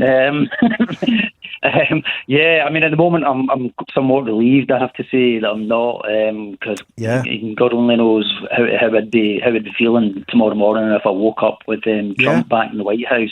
So yeah, I mean, basically, I suppose what I'm struck by is the fact that none of this appears to be terribly new or even exceptional or extraordinary to me. There's been a kind of normalisation in the US for decades now of elements of this kind of behaviour being tolerated. I mean, the reason I'm particularly struck at the moment is I've just finished reading the book Asked Not by Maureen Callahan, which is basically an evisceration of the depravity and misogyny of the Kennedy clan. And so you're going back to the 50s and probably before, when women were just seen as commodities to these high-powered politicians. But I mean, the accounts in Callahan's book are utterly sickening. I mean, it's beyond comprehension, the behaviour, and so I think what's happening is there's this kind of almost celebrity status that politicians are accorded, perhaps. It's not just politicians, is it? No, it's showbiz figures as well. I didn't want to bring this into it. Necessarily, but the idea that once you achieve a certain, and business people, what we're learning about Mohammed Fayed is so that you achieve a certain level of status, and there is an unwritten acceptance that it means you can be a sex offender. Yeah, and that's not new. And I mean, it's not new, but it's neither is it uniquely American, Drew, which is why I'm picking you up on it. No, I appreciate that. I think though, I feel it's maybe in politics it is. Sorry to think out. Because you mentioned the Kennedys as setting a sort of precedent for sexual incontinence being actively accepted by an electorate. We've never had that here. Boris Johnson. Yeah, and I mean, and I think born in America. Indeed, I think the point actually, and that's an interesting because you mentioned Johnson. I think nowadays you see what we've got is much more exposure through social media. I mean, I was thinking if the Kennedys had been around during the times of the internet and social media, and they had been exposed in terms of their conduct and their behaviour, there might have been a different. Why do you say response. That though? Because Trump has been exposed.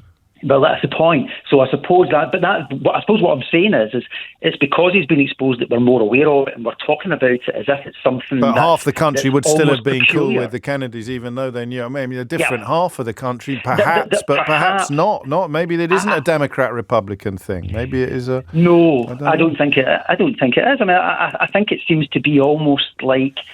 They somehow seem to kind of gloss over this. The conduct of these people, as you say, because of the power that they hold, and people seem to be in thrall of the personality here, which I don't think you get to the same extent over in the UK. I mean, we don't seem to be quite so obsessed with the personality of.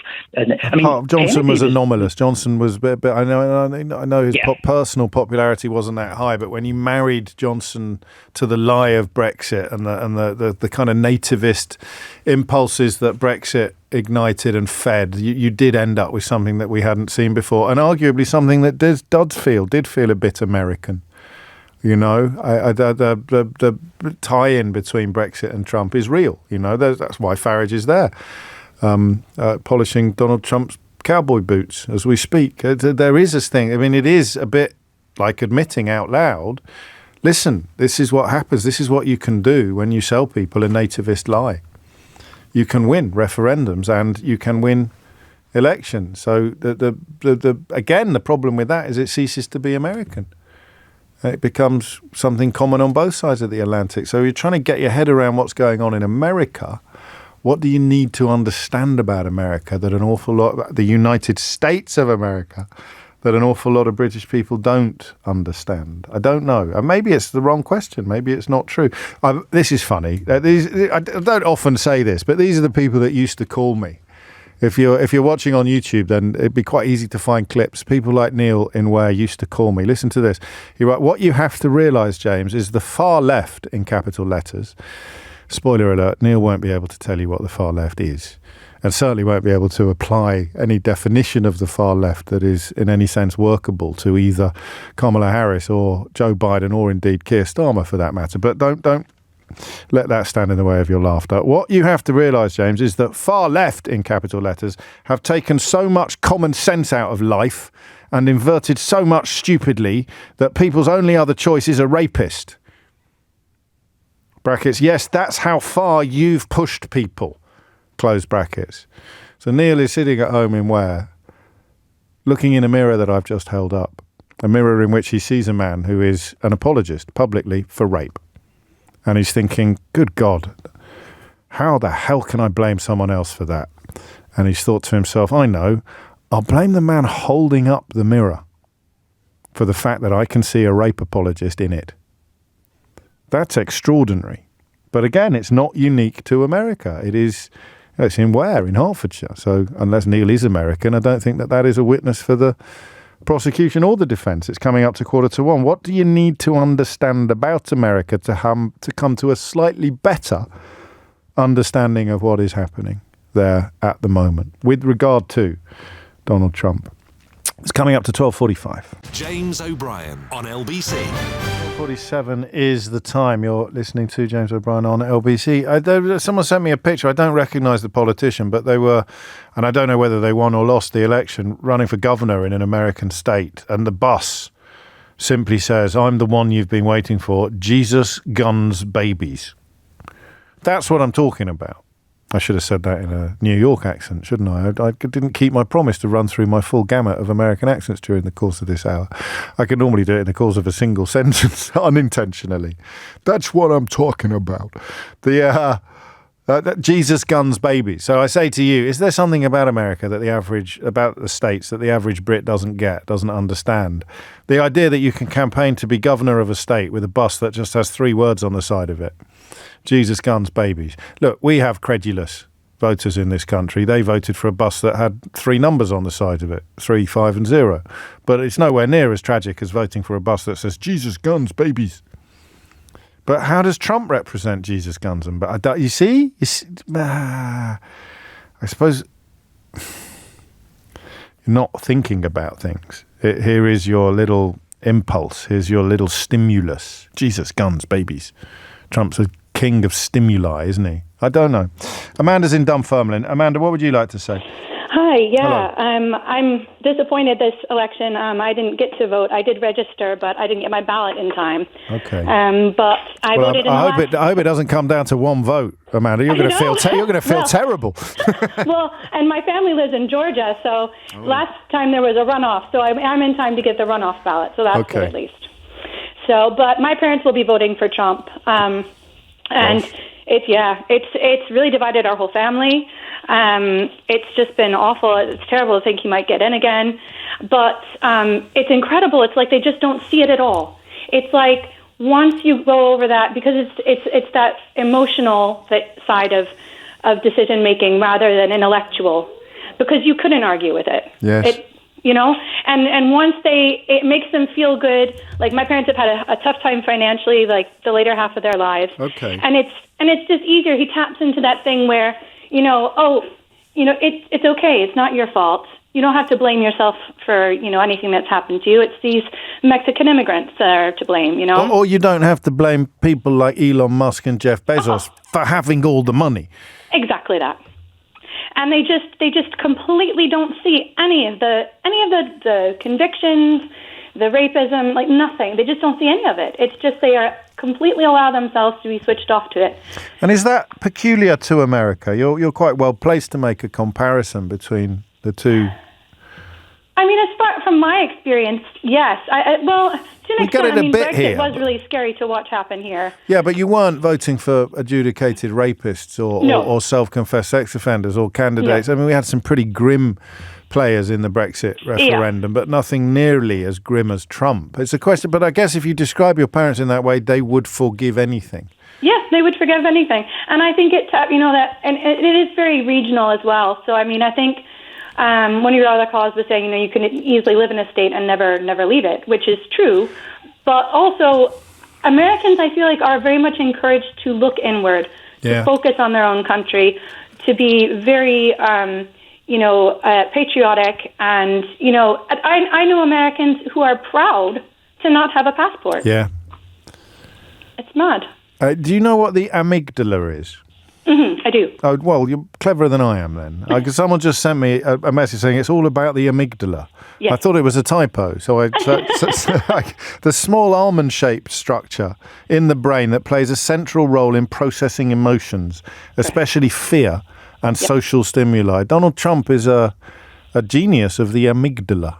Absolutely. Spot on. An evil genius, we should qualify, just lest anybody thinks that we're praising him. But he just knows how to play that amygdala like an old piano. What do you think is going to happen? Oh God, I don't know. No, you don't have to answer that question. I do. I mean, I sincerely hope. I was listening to you comment earlier about how people are saying, "Oh, America's not ready for a woman president." Yeah. I mean, what a ludicrous. But I mean, it is about time, and sure. I am very, very hopeful that she does get in. But we shall we'll see. have to wait and see. It's the hope that gets you. We can deal with the despair, Amanda. It's the hope that gets you every time. 12:52 is the time. Marcin is in Hastings. Marcin, what would you like to say? Yes. So, I would say one of the things you don't know is that there are about 9 distinct cultures regionally throughout the United States. So that's kind of one. But how do you mean? So New England, then the Southeast, so Appalachia. You have the Midwest, the far west. They're just places. How do the cultures differ? Oh, mate, you don't have enough time for that. There have been books written on it. You're going to have to trust me there. Maybe this is an illustration of the difference between America and the UK. You can't just ring in and say you're going to have to trust me. You have to show at least some of your working. What would just pick 2 then, and tell me pick 2 of the places you've just listed, and tell me the key cultural differences between those 2 locales. Okay. Well, yeah. So if we talk about Southern Appalachia, so Georgia, Tennessee, Kentucky. This is what J.D. Vance wrote about. Correct. Yes, I've read that. So you'd be talking essentially kind of like Scotch-Irish kind of descent, but after the Revolutionary War, they pretty much stuck around there. That's heavy family values kind of thing. Versus you compare it to California, Oregon, Washington, which you would call the far left geographically as well. But the people you're citing as having heavy family values are the people who are supporting the multiply divorced, adulterous rapist. I don't disagree with you. Then how can they? So they don't. So we're not talking about family values. We're talking about something that they might think that they've got family values. That's just one aspect. Okay. The other aspect that I see is I grew up in the military. Yeah. And all over the world, which is one of the reasons why I live here in the UK now. Okay. But I have consistently since the 1970s seen the values for the presidency be frayed away. Yeah. Like the requirements are you have to be born in the country, you have to have served in the military, you can't be convicted of a felony, all those kind of jazz. And we've even seen requirements for serving in the military frayed away. Clinton didn't serve, Obama didn't serve, stuff like that. Now we're seeing criminal convictions being frayed away. And that comes to kind of my third big point. Ronald Reagan didn't serve. I don't. I've been sitting. Are you sure that's a legal requirement? Oh yeah. It's you couldn't be president unless you'd served in the military. Correct. Gosh. That was a big thing because of George Washington. They thought that would be a forever requirement for the presidency. You could be a volunteer. I think you didn't even need to serve as a paid. When did that change? Are you sure that wasn't just the fact that everybody was? That's the thing. It hasn't changed. Yeah, I don't think it was ever a law or a requirement. It was just the case that pretty much every man alive would have at some point either volunteered or served in the military. Yeah. And then there's this whole thing about power, influence, and having a platform. Because when it comes to power politics, those who are trying to help people get into office, like the true career politicians, are looking for a candidate that they can easily propel into there. And somebody with a platform. But this has always been true. Are you sorry? This isn't fair, really, because you're providing me with more than I'm responding to. I'm just obsessed with this idea. Surely FDR wasn't in the military, was he? he? Question. That's the thing. What don't I know about America? I was like, mate, I've been here in the UK for 12 years and I'm still learning about the UK. Yeah, no, I know, but I'm fairly confident FDR wasn't in the military. I mean, it would have been difficult for him on account of his disabilities, but not impossible. Listen, thank you, and we'll talk again, possibly in the aftermath of the result. But if you were wondering about the direction in which Kemi Badenoch's Tory party was likely to go, remember that Rishi Sunak was told repeatedly that early prisoner release was absolutely inevitable.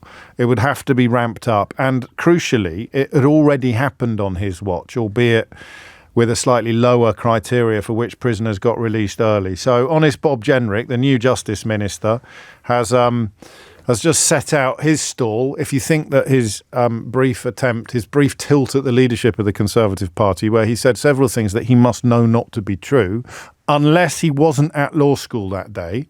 So there is always a possibility that he just missed those particular lectures on the actual law that he studied. But here he is, demonstrating that he ain't changed at all. Can I belatedly congratulate the front bench on their appointments? I've been a little busy over the summer. But during that time, the only group whose popularity this Labour government's popularity has increased with is criminals. How many domestic abusers and sex offenders who were released under their early release scheme have gone on to reoffend? And would they like to apologise to the victims? Well, Mr. Speaker, I was going to congratulate the Right Honourable Gentleman in his new role, but he seems to have a very short memory, and I believe it is he who should be apologising to the country as a whole on behalf of his government's woeful, absolute misabuse of our justice system and our prisons. Under the previous government's ECSL scheme, there was 0 exemptions that could protect the public. This government put in serious exemptions to prevent sex offenders from being released onto our streets, preventing those from serious violent crimes being released onto our streets, and I believe the Right Honourable Gentleman should maybe have a bit of humility. Robert Jenry. Well, there were exemptions in the previous government scheme, but the key thing is we need to get on and build more prisons. Prison works, and we need to see more prisons being built. The last Conservative government built more prison places than any prior Labour government in living memory, but we clearly need to go further. What funding has the Lord Chancellor secured to build prisons over and above those that were secured by the previous government? And does she agree with her other junior minister that fewer people should be sent to prison? Again, Mr. Speaker, I think the Right Honourable Gentleman forgets who was in power for the last 14 years and who failed to build any prison places. Just 500 extra prison places were built under his government's watch.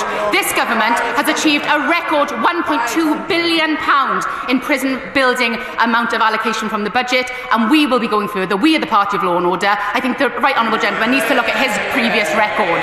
Extraordinary. Justice Minister Alex Davies-Jones there, reminding Robert Jenrick of who was in power for the last 14 years, but building more prisons, releasing prisoners early, and that very emotive appeal to the possibility of sex offenders reoffending. I'll leave you with a question. Guess which candidate in the American presidential election Robert Jenrick expressed support for? The sex offender or the other one? If you missed any of today's show, you can listen back on Catch Up on Global Player, where you can also pause and rewind live radio, as well as listen to a range of podcasts. Download it now for free, from your app store, or head to globalplayer.com. James O'Brien on LBC.